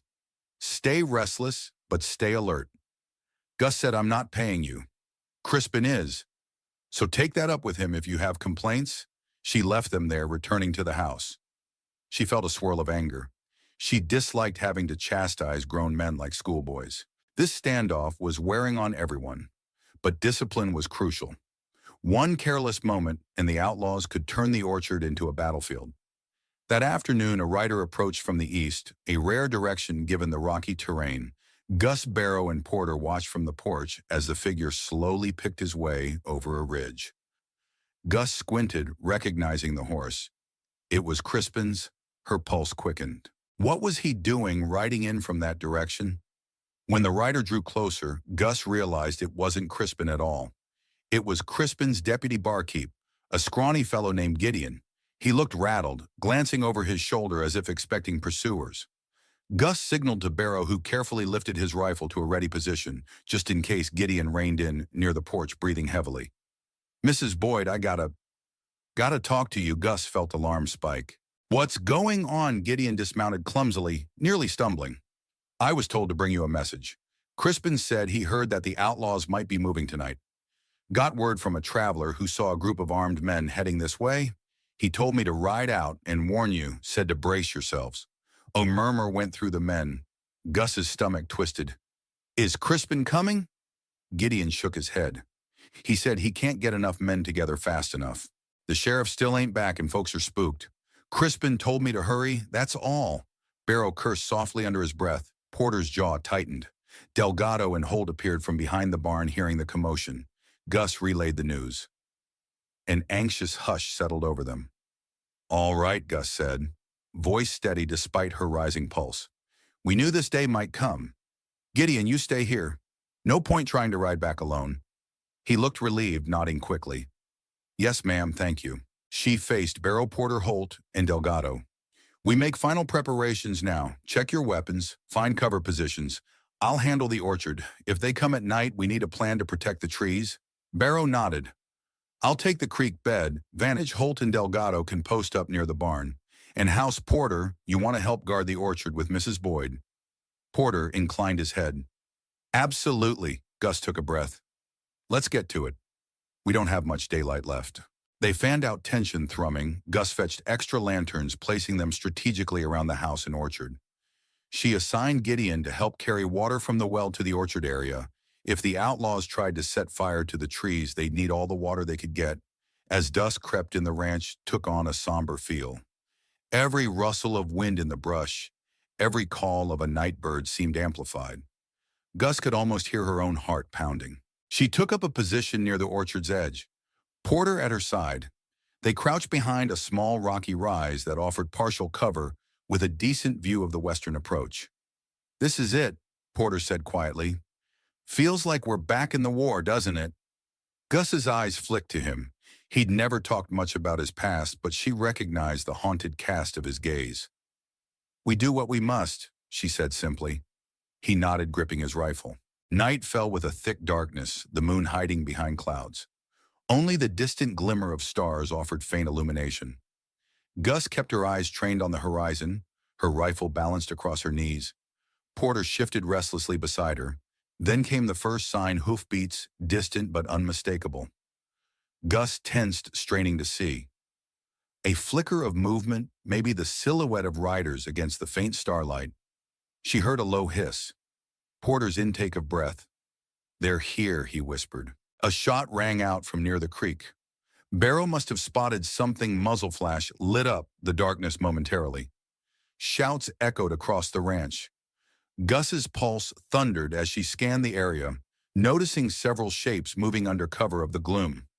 Suddenly, an explosion of gunfire erupted from the western side of the property. Bullets snapped through the air, striking the ground near the barn. Gus heard Holt yelling.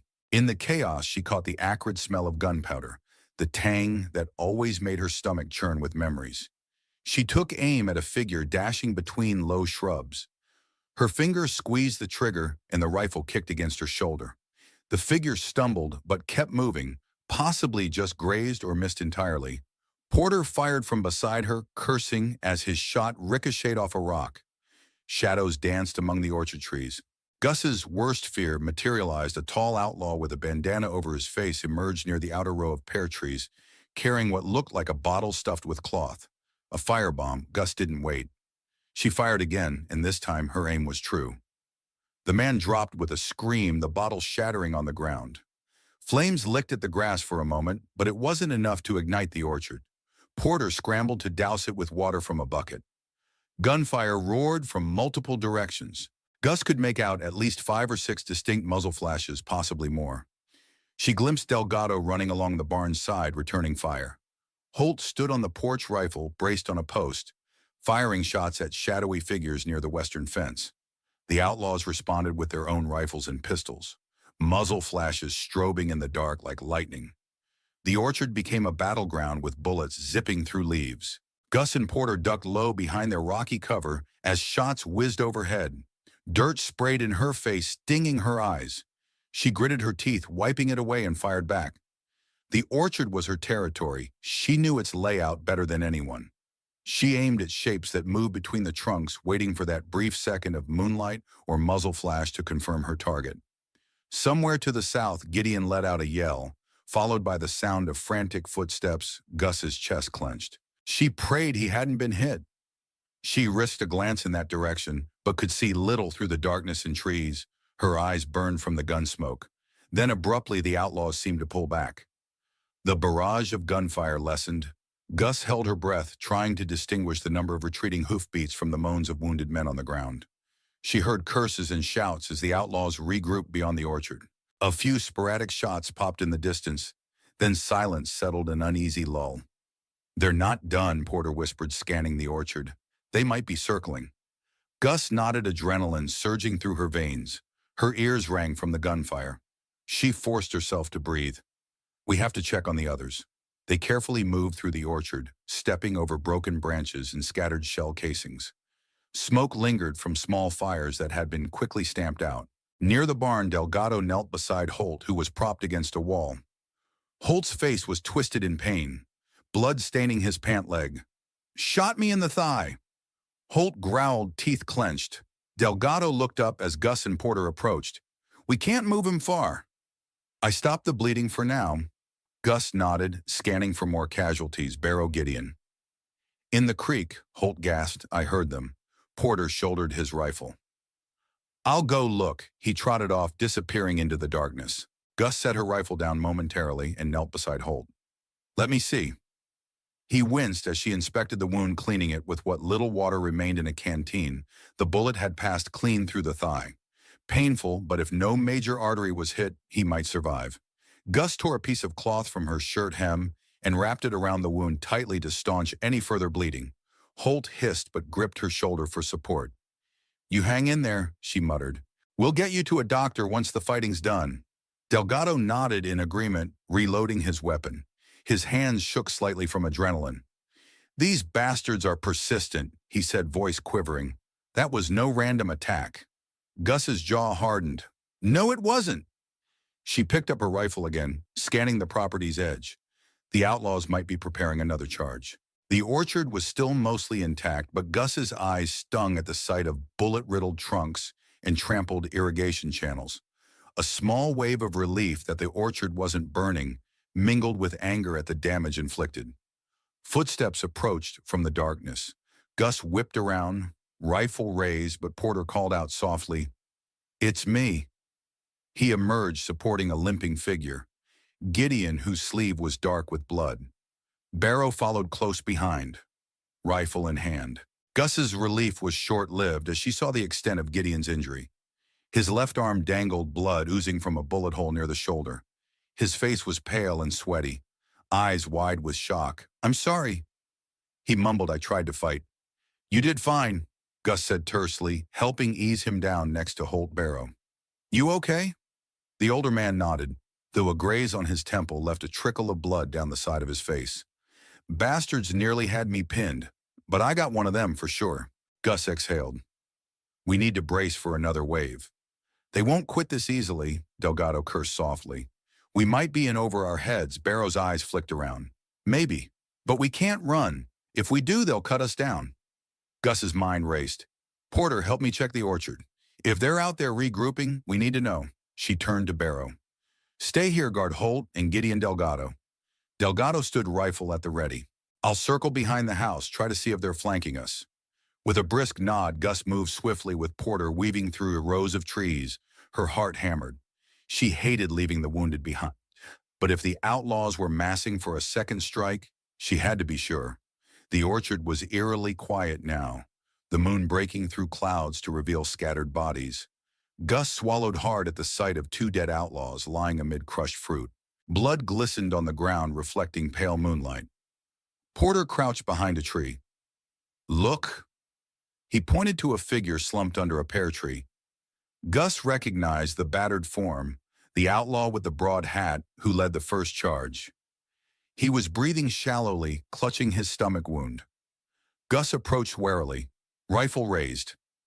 The man lifted his gaze, eyes filled with hatred. He tried to raise a pistol, but his hand shook too badly, and it fell from his grip. Blood smeared his fingers. "Damn you," he hissed, voice weak. Gus felt a surge of revulsion. She wasn't one to relish killing, but neither would she offer mercy to a man who came to murder her in cold blood. She watched as his eyes rolled back, breath rattling. Within moments he was gone. Porter let out a shaky sigh. "He won't trouble anyone else." A flicker of movement drew Gus's attention. She turned, rifle aimed. Another outlaw, this one. A wiry man with a bandana over his face peeked around a tree. Gus fired instinctively. The bullet caught him in the shoulder. He shrieked and dropped behind the trunk. Porter rushed forward, but the wounded man scrambled away, disappearing into the darkness. With ragged breathing, Gus considered chasing him, but realized it would be foolish to separate further from the group. She and Porter pressed on until they reached the orchard's northern edge, where the creek flowed quietly.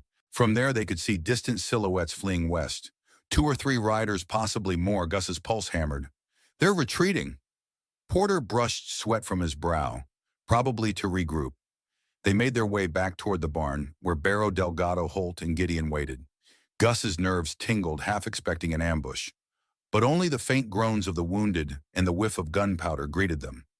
Near the barn, Delgado emerged panting.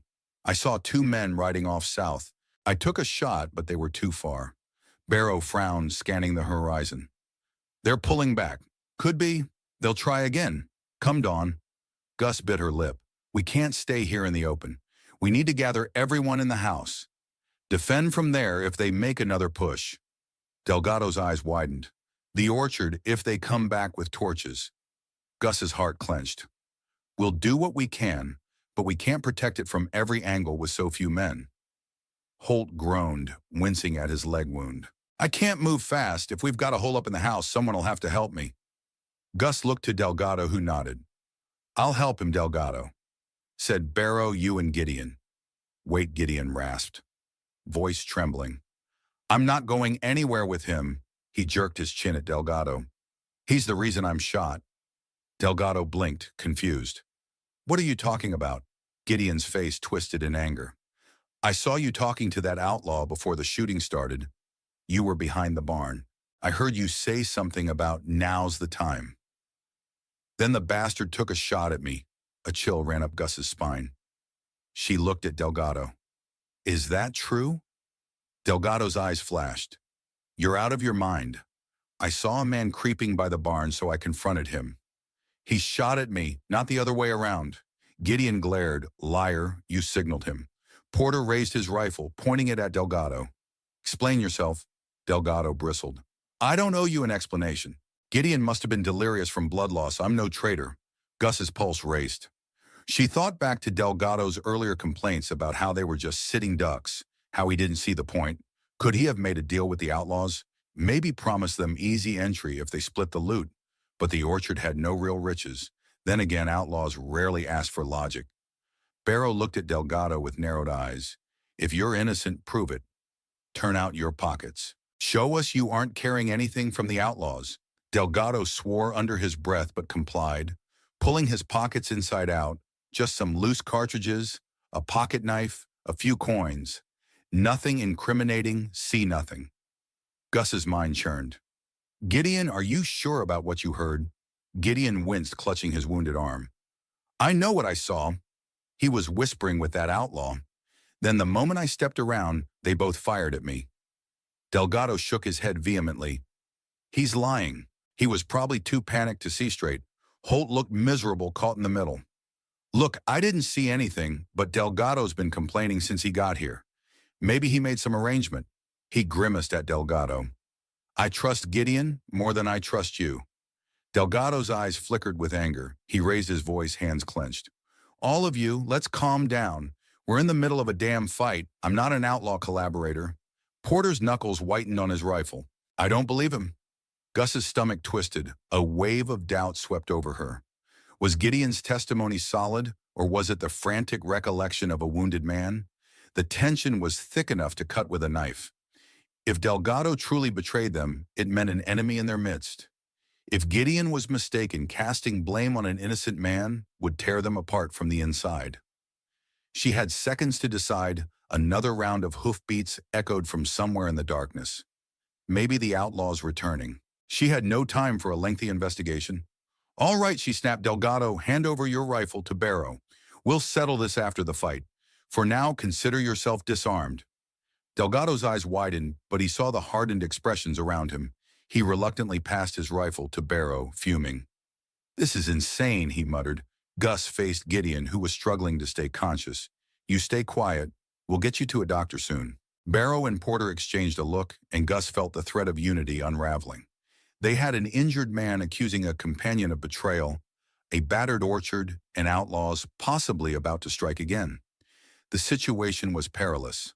A flare of orange light illuminated the western sky. Gus's heart lurched fire.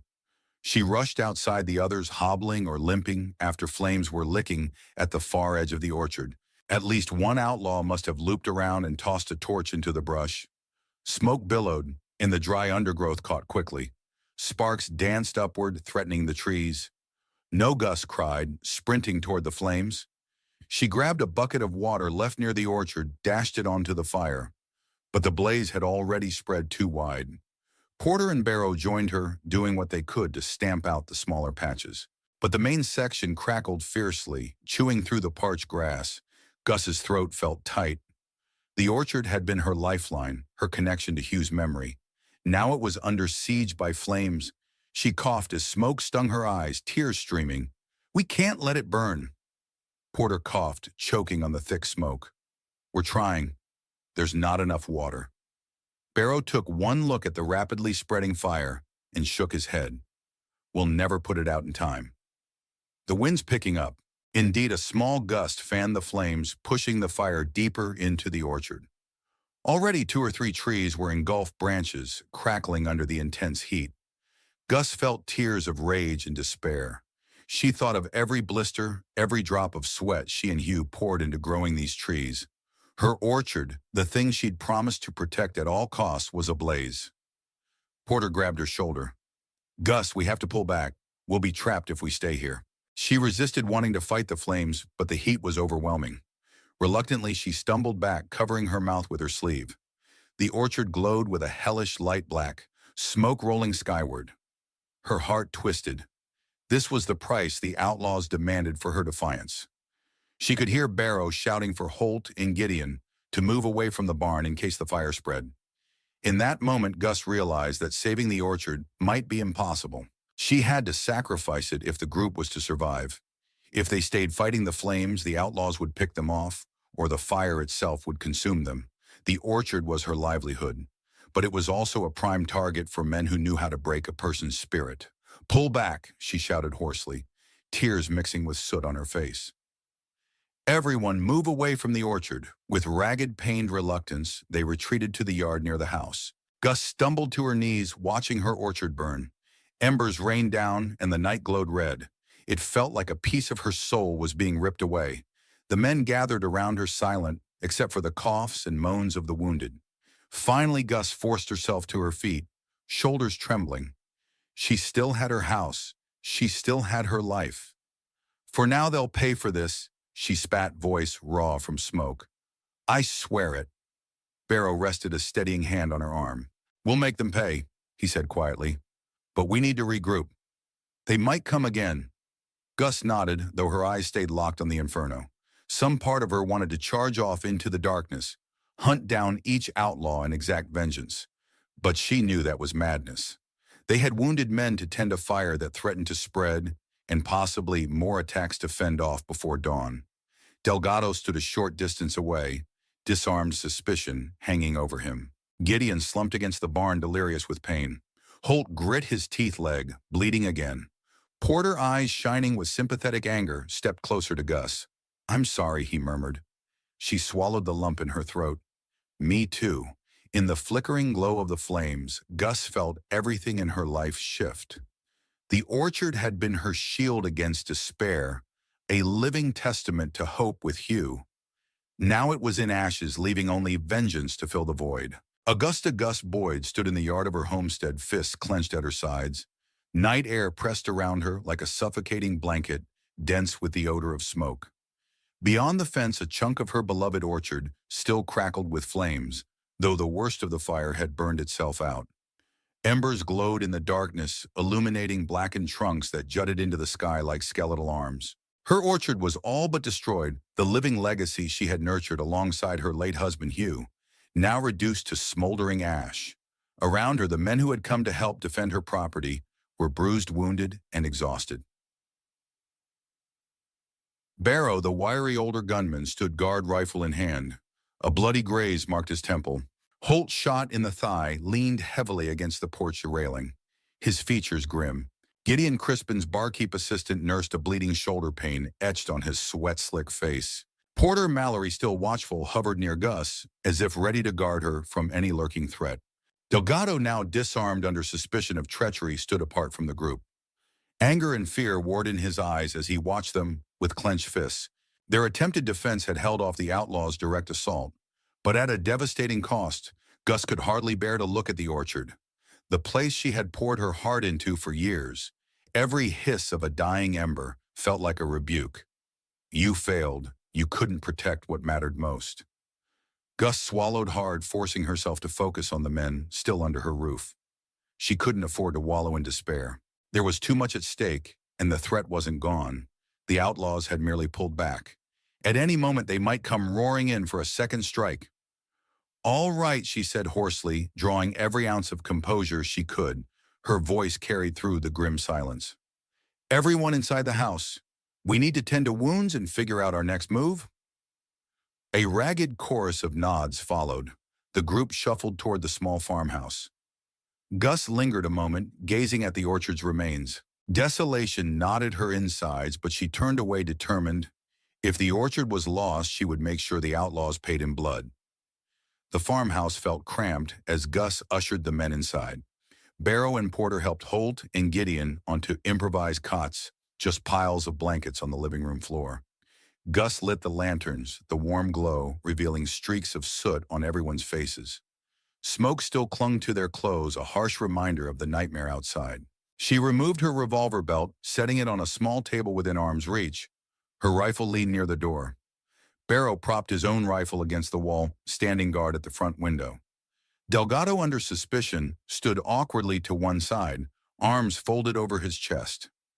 Gus knelt next to Holt, first unwrapping the makeshift bandage on his leg. The bullet had torn through the meat of his thigh, leaving an ugly wound. He hissed as fresh blood oozed. Gus pressed a clean rag to it. "Hold on," she muttered, rummaging through her small supply of medicinal whiskey. She poured a bit onto the wound, biting back sympathy as Holt cursed and trembled. "You'll live if we keep it clean." Holt forced a nod, sweat plastering his hair to his forehead. "The orchard," he rasped. "I'm sorry, Mrs. Boyd." "Not your fault," Gus said, though her voice wavered. She bandaged his wound again, this time, using a thicker swath of cloth from an old sheet. Then she moved to Gideon, whose shoulder wound had clotted, but still bled slowly. She repeated the process, ignoring his pained whimper. While she worked, Delgado stood with his back against the wall, glancing nervously at Barrow.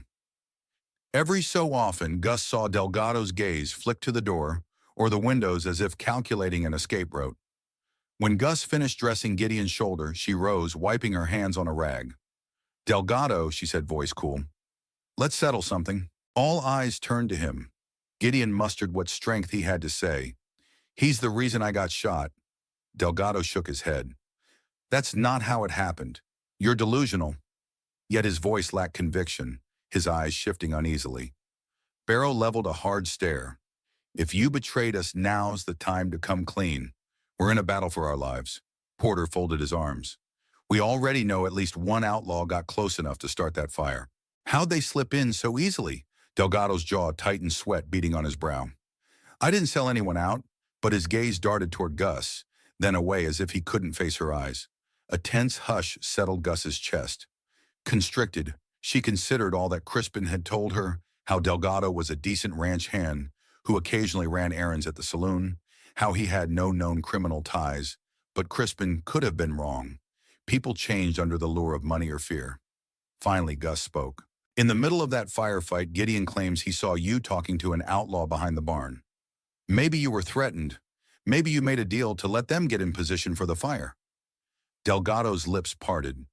"No," he insisted, but the word came out weak. Gus remembered how Delgado had complained about the job, how he was restless to leave, how Crispin wasn't paying him enough to risk his life. Perhaps the outlaws offered him more.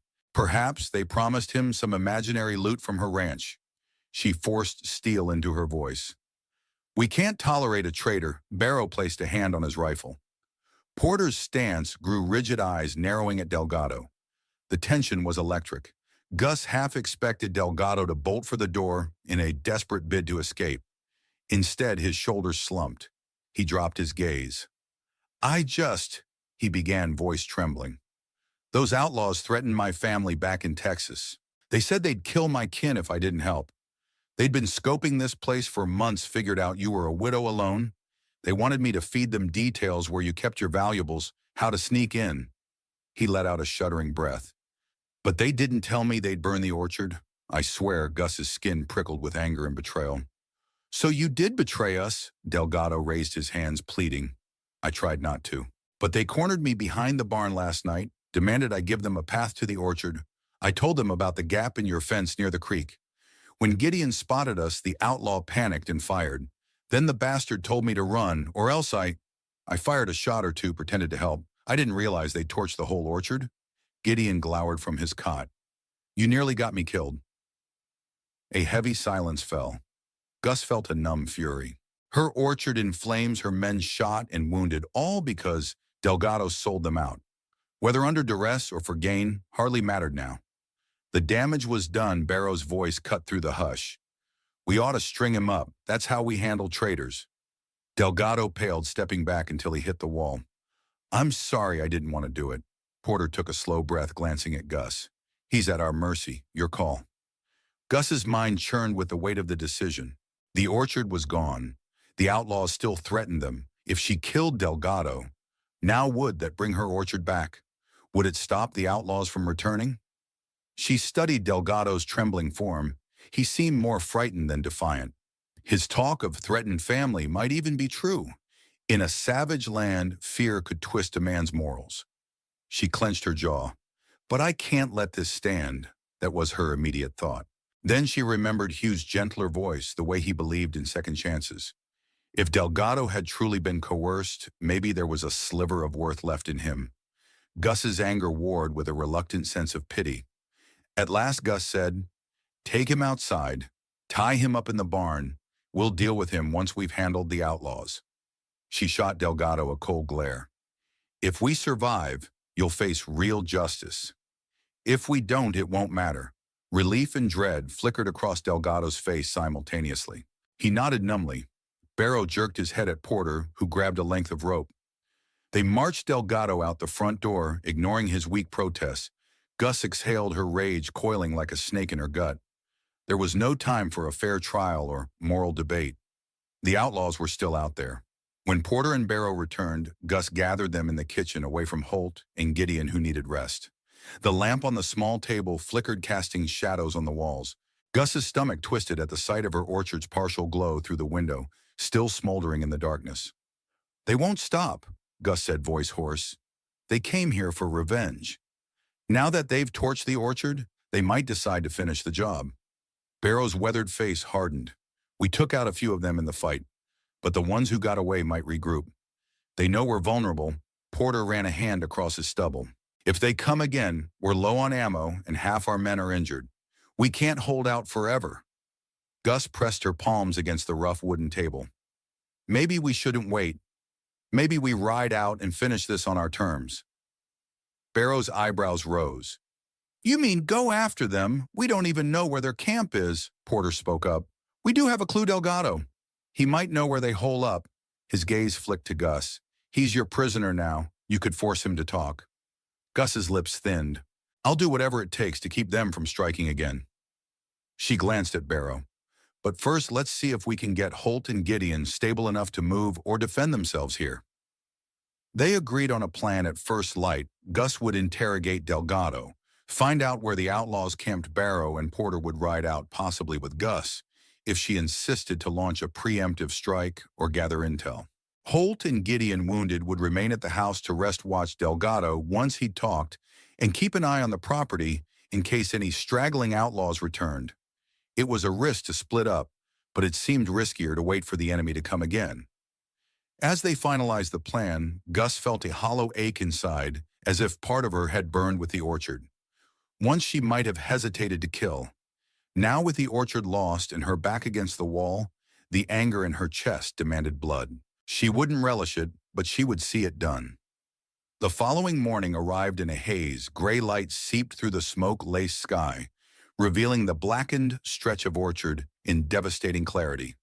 The smell of charred wood and scorched earth lingered. Gus walked, the perimeter rifle in hand, swallowing around the tightness in her throat. Birds circled overhead, drawn by the smell of death. Some outlaws lay where they had fallen, coyote tracks around them. Her orchard looked like a battlefield, and in many ways it was. She tried not to imagine how Hugh would have felt seeing it this way. No time to mourn, she forced herself toward the barn where Delgado was bound to a post, hands behind his back. He looked miserable, dusty, sweaty, dark circles under his eyes. When he saw Gus enter, he shrank away, as if expecting a blow. Porter followed, standing by the barn door, arms crossed. Gus's voice was low, steady. "You said the outlaws forced you to help find. Then help us now. Where's their camp?" Delgado licked his cracked lips. "A canyon to the south called Rattlesnake Gulch, about 10 miles from here, near a dried riverbed." He spoke quickly, words tumbling out. "They've holed up there for weeks. There's a hidden path behind a rock formation that leads to their main hideout." Gus watched his face closely. "If you lie, I'll bring you back here and hang you from that tree," she said, nodding toward the solitary cottonwood near the barn. Delgado's voice quivered.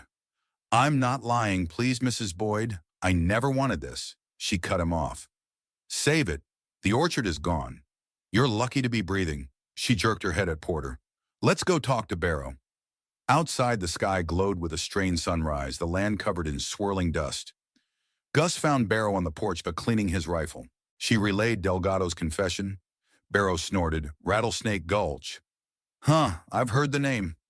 Rumor is it's a maze of canyons, easy place to ambush unsuspecting folks. Gus gripped her rifle tighter. You up for a ride? Barrow's gaze locked with hers. I am if you are. She glanced at Porter. He nodded resolutely. Count me in. The plan fell into place. They would leave Holt, Gideon, and Delgado at the ranch. Holt's leg was too wounded to ride, and Gideon needed medical attention for his shoulder. Delgado would remain tied up until Crispin or the sheriff arrived, assuming they ever did. If the outlaws came back to the ranch, Holt and Gideon had enough firearms to hold them off at least for a while. Gus trusted Holt's sense more than Delgado's shifting loyalties. Before departing, Gus faced Holt and Gideon in the living room. Gideon reclined on the makeshift cot, sweat beading on his brow. Holt was propped against the wall, keeping pressure on his leg wound. We'll be back, Gus said. If for some reason the outlaws come in force, do what you can to protect yourselves. Crispin might send help if he learns what happened here. Holt forced a nod. Don't worry about us. Gideon attempted a reassuring smile, though it came out shaky. Good luck. Gus left them each a few canteens of water, spare ammunition, and some dried food. Then, accompanied by Barrow and Porter, she walked outside and saddled Rook. Barrow saddled his lean gray horse, while Porter mounted a borrowed mare from Gus's barn. The morning air was still thick with smoke stinging their eye, but they spurred their horses anyway, setting off south at a steady pace. For several miles, the ride was eerily silent. The desert stretched on in rolling hills and rocky outcroppings, cacti standing like silent sentinels.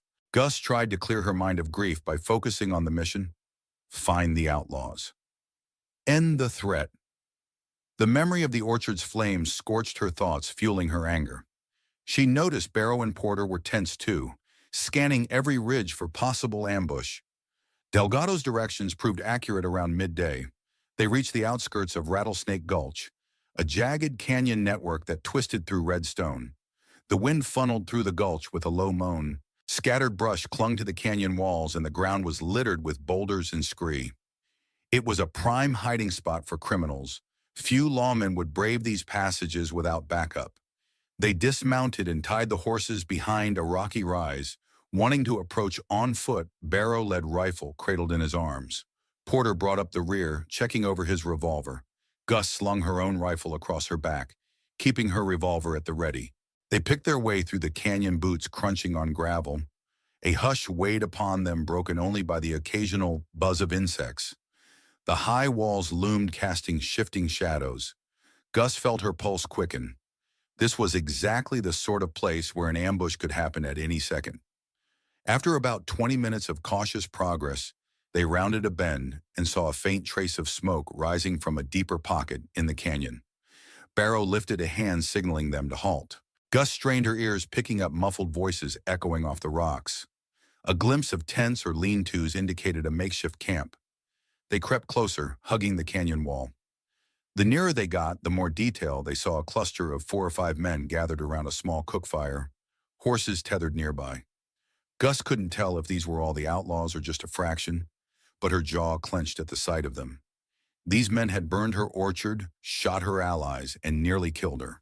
Barrow leaned in, whispering, "We might catch him by surprise if we fan out. You take right, me and Porter take left." Gus nodded. Her heart thumped with adrenaline. She hoped to find the entire gang here, not scattered across the desert. If they could deliver a crippling blow now, it would protect her ranch and possibly avenge the orchard. She quietly climbed up a small rocky ledge to gain a vantage point. From there, she could see the men more clearly. Her mouth went dry. She recognized 2 of them from the assault on her farm. One had the bandana yanked down around his neck, revealing a jagged scar on his chin. Another sported a fresh sling on his arm, likely from a bullet. Gus or her allies had fired. They weren't joking or relaxing. Their expressions were tense, shoulders tight, probably licking their wounds and planning another strike. Gus inched forward, bracing her rifle on a rock. She scanned the camp, searching for more outlaws. Her stomach lurched when she spotted a figure stepping out of a small canvas tent, a tall man with broad shoulders wearing dusty riding leathers. His face was partially hidden beneath a wide-brimmed hat, but the moment he turned, Gus's breath caught in her throat. A ragged scar ran across his cheek, an old wound. Yet the rest of his features were eerily familiar, the lines of his face stirring echoes in Gus's memory, a memory she had long ago tried to bury. It couldn't be. She blinked, thinking her eyes deceived her. That face belonged to a man she'd known in the war overseas, Edgar Daimler, a soldier she had once saved from certain death. She'd seen him riddled with bullet wounds bleeding out in a bombed-out village. Rumor was he never made it to the field hospital. She'd always believed he had died back then, buried in a mass grave. Yet here he stood alive and apparently leading these outlaws. Her heart hammered. Twist 104. A presumed dead figure returns. The shock nearly made her drop her rifle. She forced herself to remain still, though confusion churned her thoughts. How is Edgar alive? And why is he here in the American West commanding a band of killers? His voice drifted across the camp firm in commanding pack, "Everything we're riding tonight. We'll finish the job. I don't care if we have to torch her house too." Rage pulsed in Gus's veins. Not only was Edgar alive, he was the one who orchestrated the orchard's destruction. She recalled how in the war she had carried him on a makeshift stretcher to safety. He had been delirious from loss of blood, but he survived the initial evacuation. She'd parted ways with him soon after never seeing him again. So he made it after all. A swirl of betrayal mixed with fury Edgar was living on, borrowed time Gus had helped give him. Now he was using that life to terrorize her. Twist number 5. The final enemy is someone Gus once helped. The realization was a knife in her heart. Below, Barrow and Porter had taken positions behind boulders awaiting Gus's signal. She caught Barrow's eye and nodded sharply, then lifted her rifle. They'd come here to end the threat, no matter who led the outlaws. Personal shock wouldn't stop her from pulling the trigger. Barrow counted down silently. 3, 2, 1. They opened fire. Gus's bullet slammed into the wounded outlaw with the sling, knocking him off his feet. Barrow's rifle barked, and a second man crumpled. Porter's revolver roared, sending the camp into chaos. Horses whinnied. Men dove for cover. Gus pivoted her aim, searching for Edgar. He vanished behind a stack of crates. Bullets whizzed past, Gus pinging off rocks. She ducked, adrenaline surging. Down below, one outlaw tried to reach the horses. Porter charged forward, plugging him with 2 quick shots.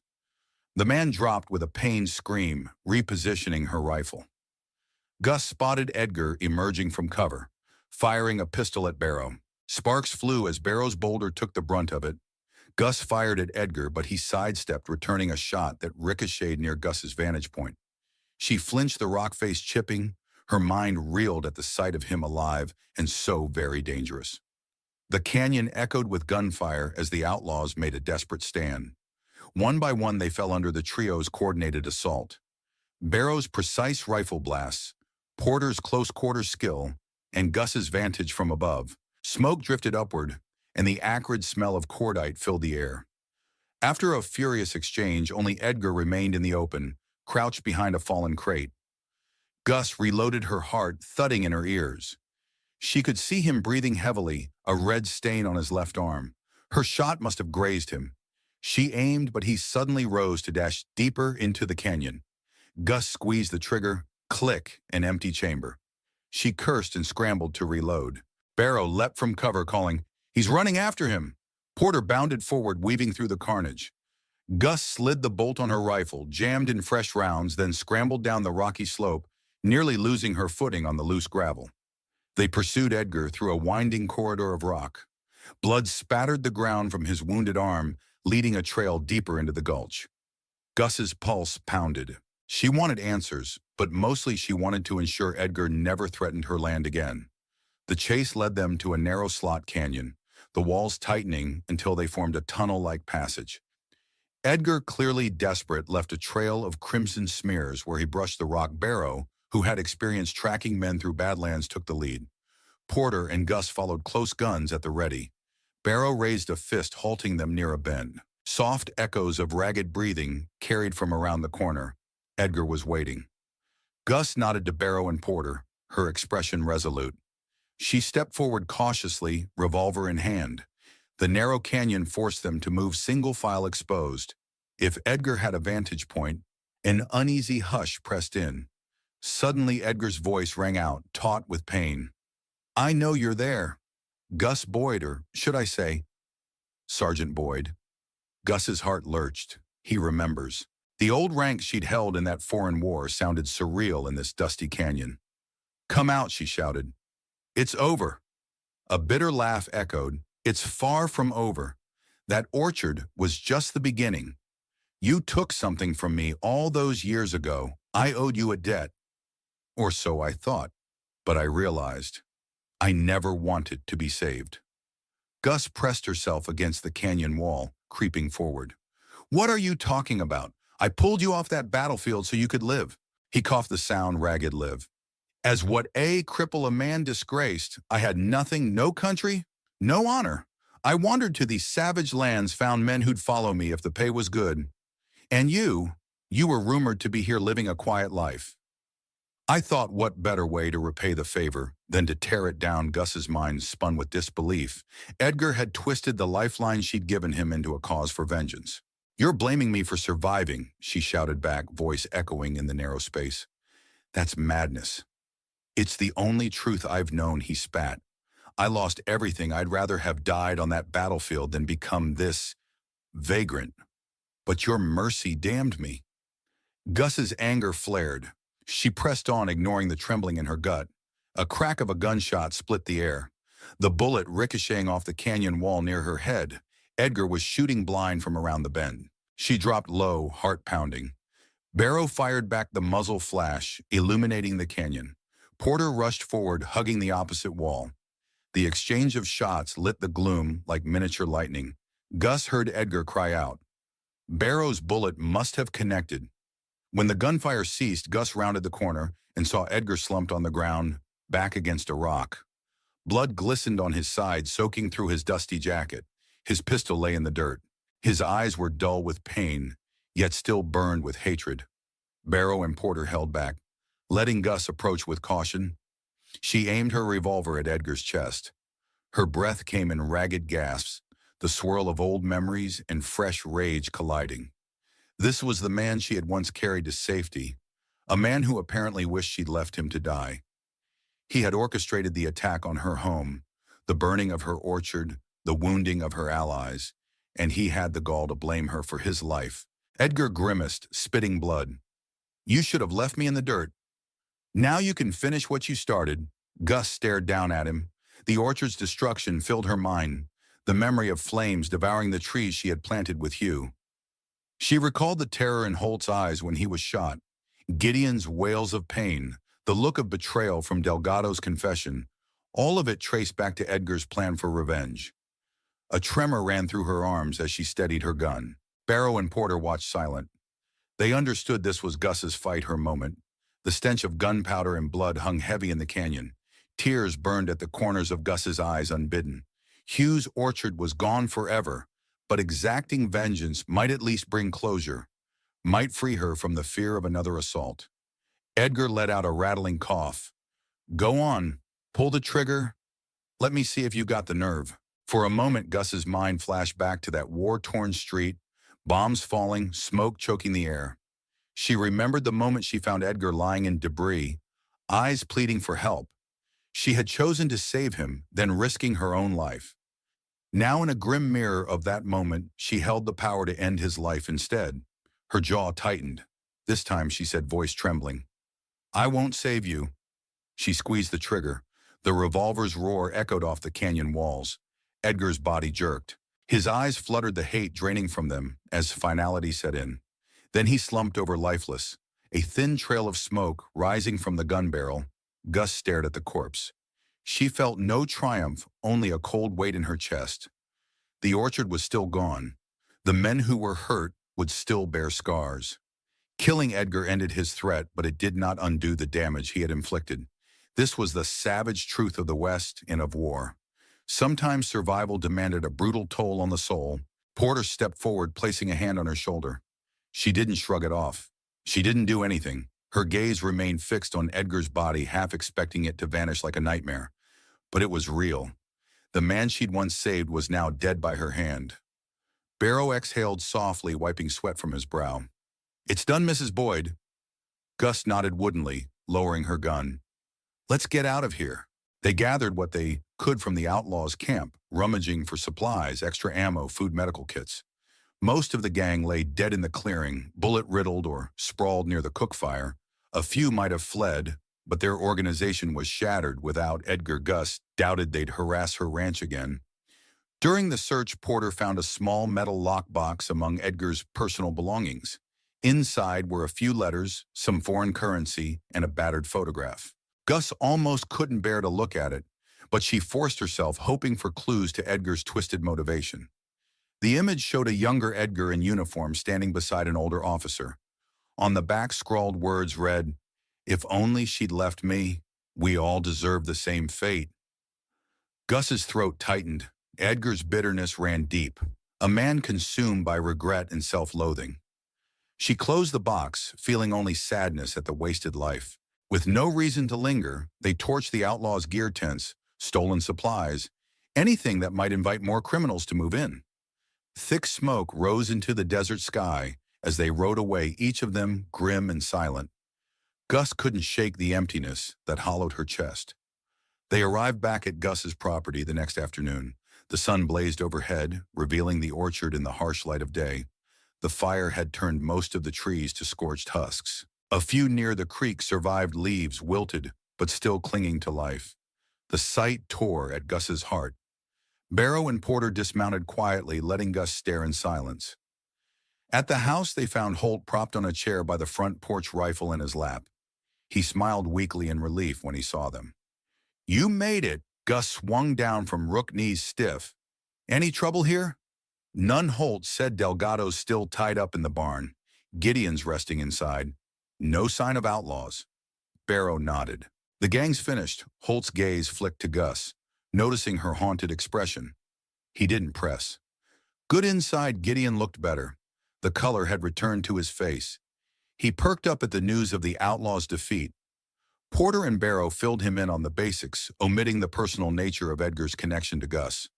Some burdens were hers alone. When Gus went to the barn, she found Delgado slumped against the post where he was tied, eyes red-rimmed with exhaustion. "Mrs. Boyd," he croaked, "you came back." She studied him a moment, remembering how he'd sold out her orchard under fear for his family. "We destroyed the gang," she said bluntly. "Your part in their plan is done." He blinked. "So, what happens to me now?" Gus drew a deep breath, her anger cooled by exhaustion. "I'll take you to Sweetwater Bend. The sheriff can decide if you stand trial or if Crispin can speak in your defense. I'm not hanging you today." Delgado exhaled relief, tears pricking his eyes. "Thank you," he rasped, genuine remorse in his tone.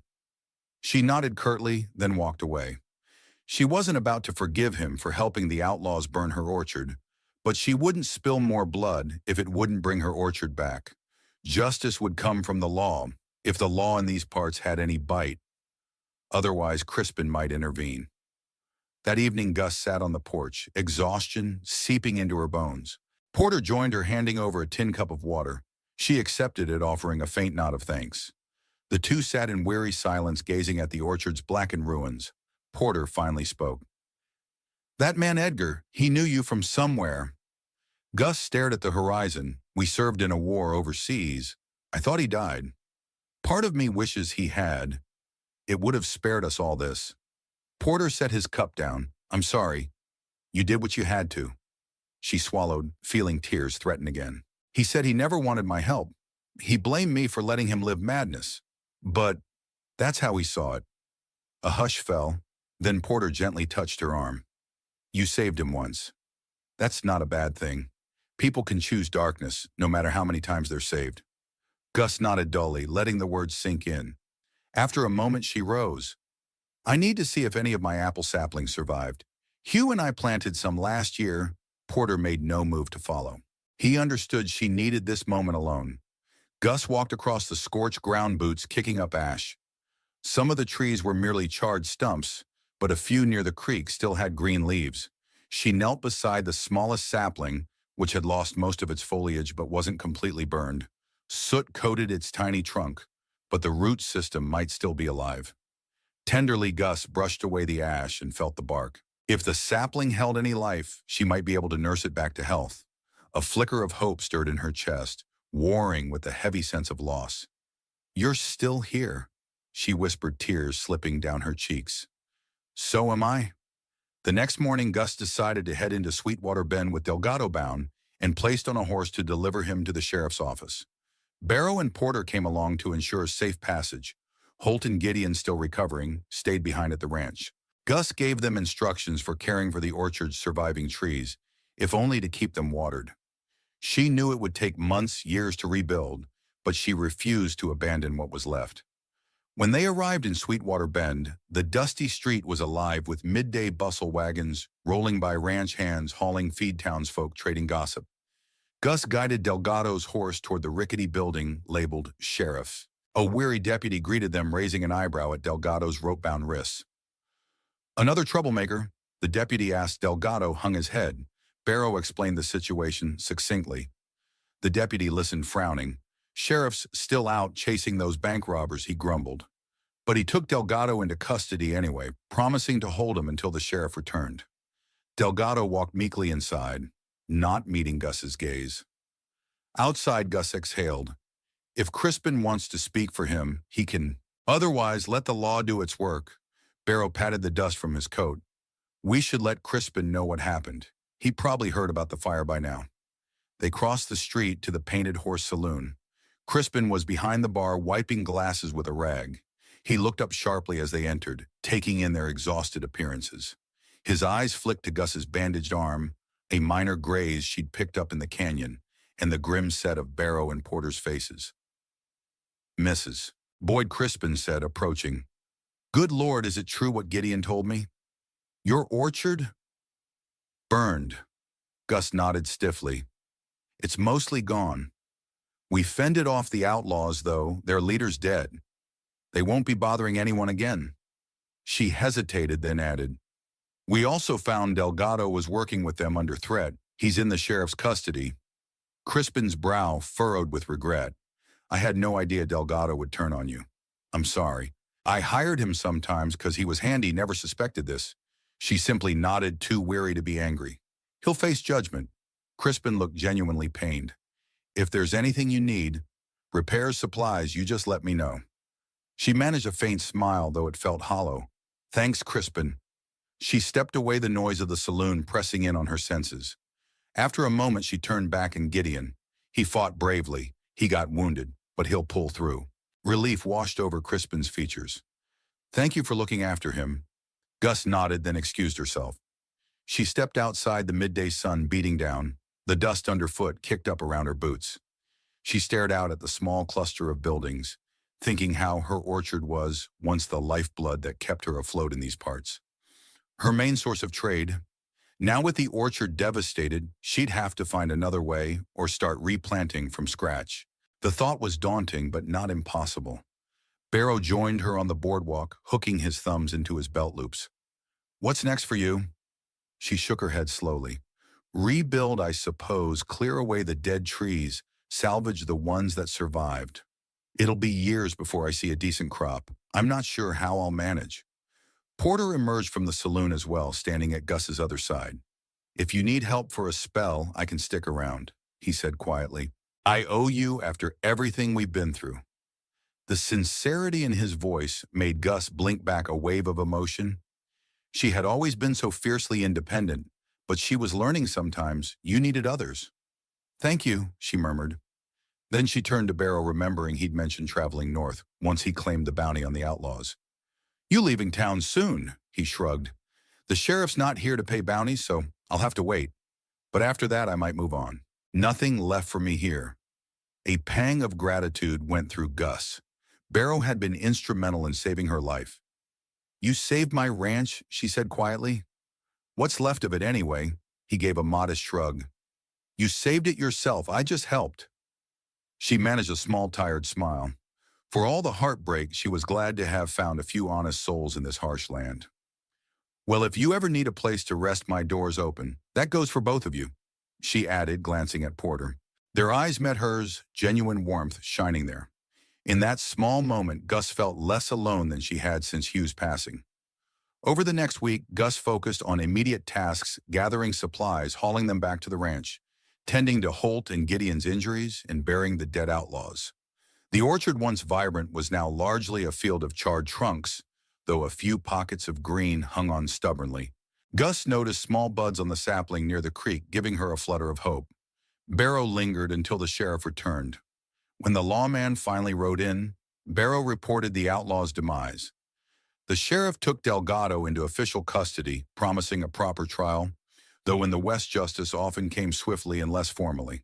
Barrow collected a modest bounty for the outlaws that the sheriff could verify, then declared he'd be moving on. His last day at the ranch was quiet. In the morning light, Gus stood on the porch with him, exchanging a firm handshake. "Thank you," she said earnestly. "Without you, I'd be dead." He touched his hat. "Take care of yourself, Mrs. Boyd. You're tougher than most. If I pass through again, I'll stop by." She nodded, swallowing emotion, and watched as he rode away with a stoic wave. Gus realized she'd miss his calm presence and unwavering aim. But such was life in the West. People drifted in and out like tumbleweeds. Porter stayed on longer, helping Gus with backbreaking chores. Together they cleared debris, cut down the most badly burned trees, and dug new irrigation channels to coax water to the struggling survivors. Some days Gus wanted to collapse from exhaustion and heartbreak, but Porter's steady companionship helped. He rarely pried into her past or feelings, and she appreciated that quiet respect. After one particularly grueling day of hauling charred logs, they collapsed on the creek bank to rest.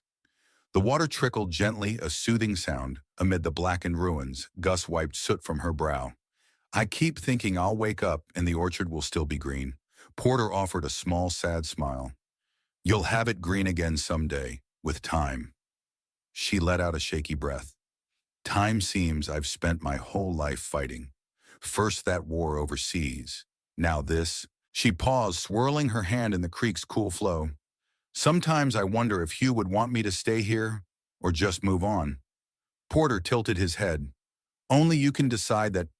They sat in silence, the desert sun sliding westward. Finally, Gus spoke up again, her voice soft. "Thank you for staying. I realize you didn't have to." He gazed at the orchard. "I had nowhere else to be. I lost my wife years ago, drifted ever since. But seeing you fight for this place," he trailed off as though he couldn't find the right words. "It reminds me that a piece of land can matter, that home means something." A hush fell, broken only by the creek's trickle. Gus felt a glimmer of warmth in her chest, something besides anger or sorrow. She reached out and lightly squeezed Porter's hand. He squeezed back, offering a silent promise of friendship, or perhaps something deeper. Gus wasn't sure yet, but she knew she wasn't alone in her grief. A few days later, Crispin surprised Gus by arriving at the ranch with an old wagon filled with saplings and supplies.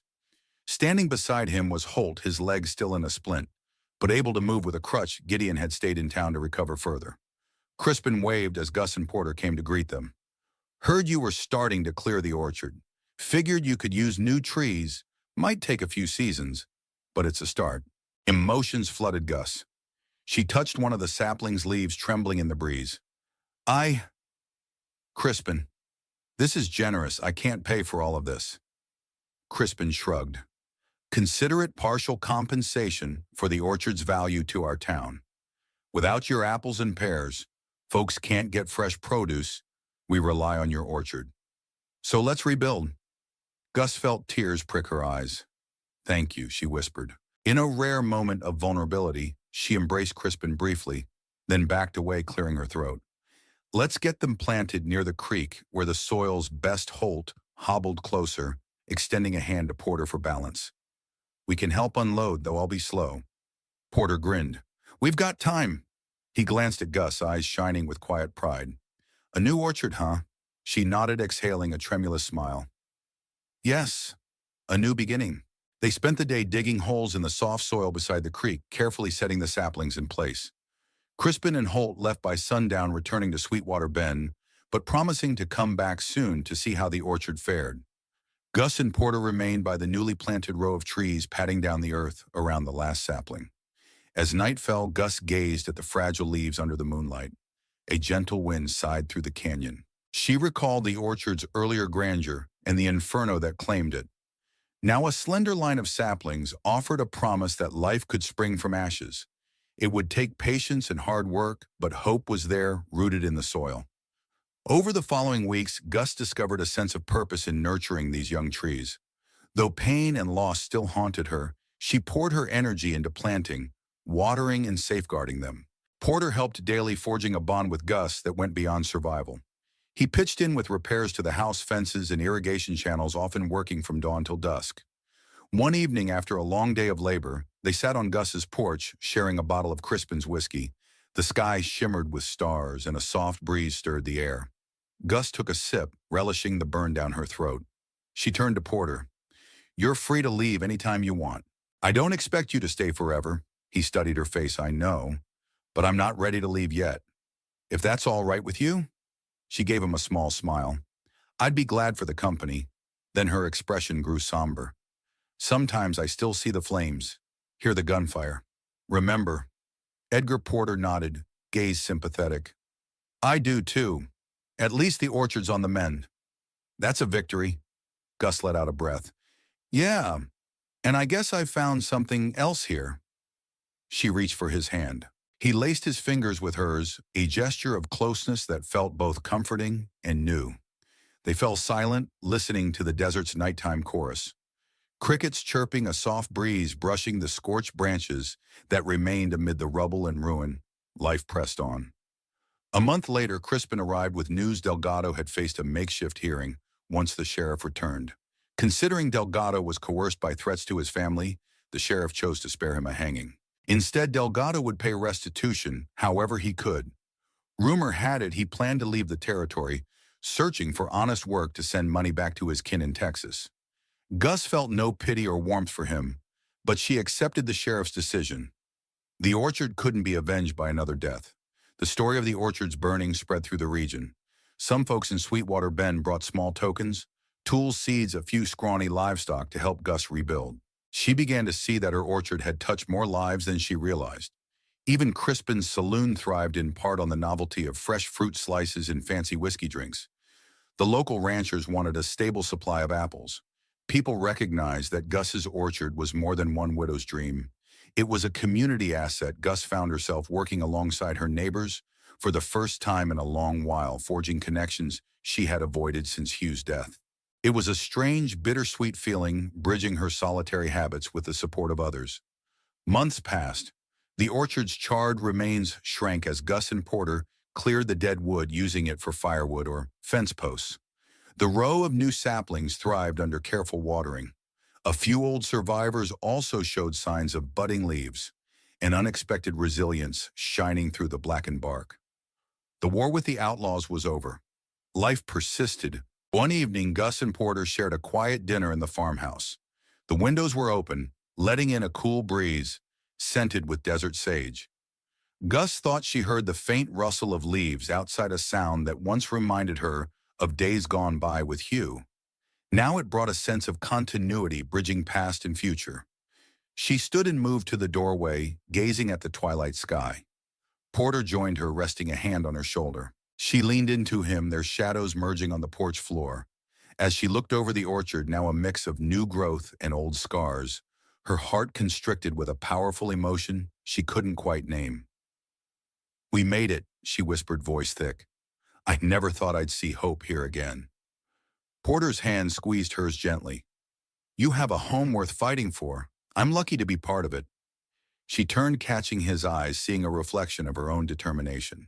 For the first time in what felt like an eternity, she allowed herself a small smile that wasn't marred by grief or anger. She pressed her forehead against his shoulder, breathing in the faint scent of soap and desert wind. The orchard had cost her dearly. She had lost a piece of her soul in the flames, and she had been forced to kill a man she once saved. Yet from that devastation sprang a new beginning, alliances forged, wounds mended, and saplings planted. Life in the West was harsh, but it also offered second chances for the land and for hearts left broken by war. As night fell fully, Gus let herself imagine the orchard a few years down the line, rows of apple and pear trees shading the dusty earth, fruit ripening under a generous sun. She could almost hear the soft laughter of neighbors coming to trade, Crispin's satisfied grin at a new harvest. And maybe just maybe she pictured a small child running between the rows. Her child, if fate allowed her a second chance at motherhood. That was speculation, of course, a hope as fragile as any seed in parched soil. But Gus had learned that seeds could sprout in the unlikeliest places given enough patience and care.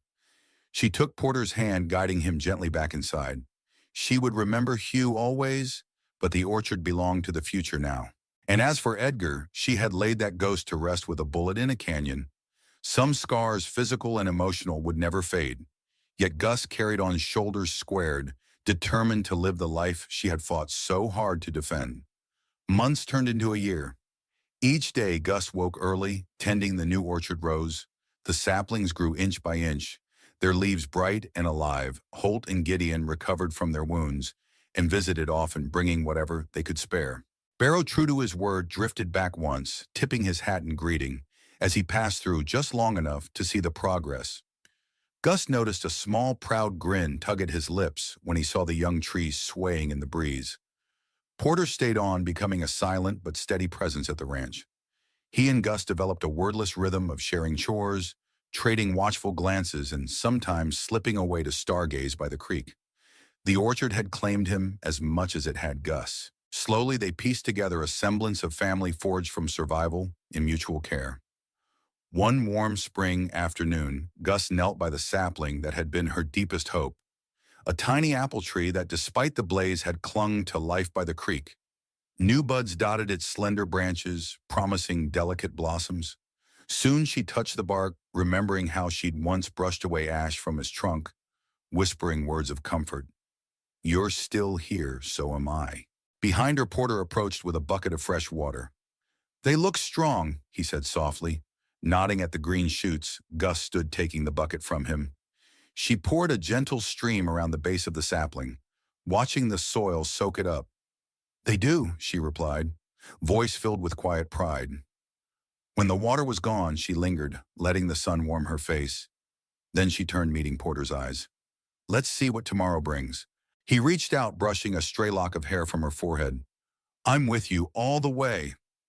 A breeze stirred the leaves of the sapling, carrying the faintest scent of possibility. And for the first time in years, Gus felt a calm certainty that despite the ghosts of the past and the scars of violence, she had a future here worth tending. The orchard, like her life, would bear fruit again,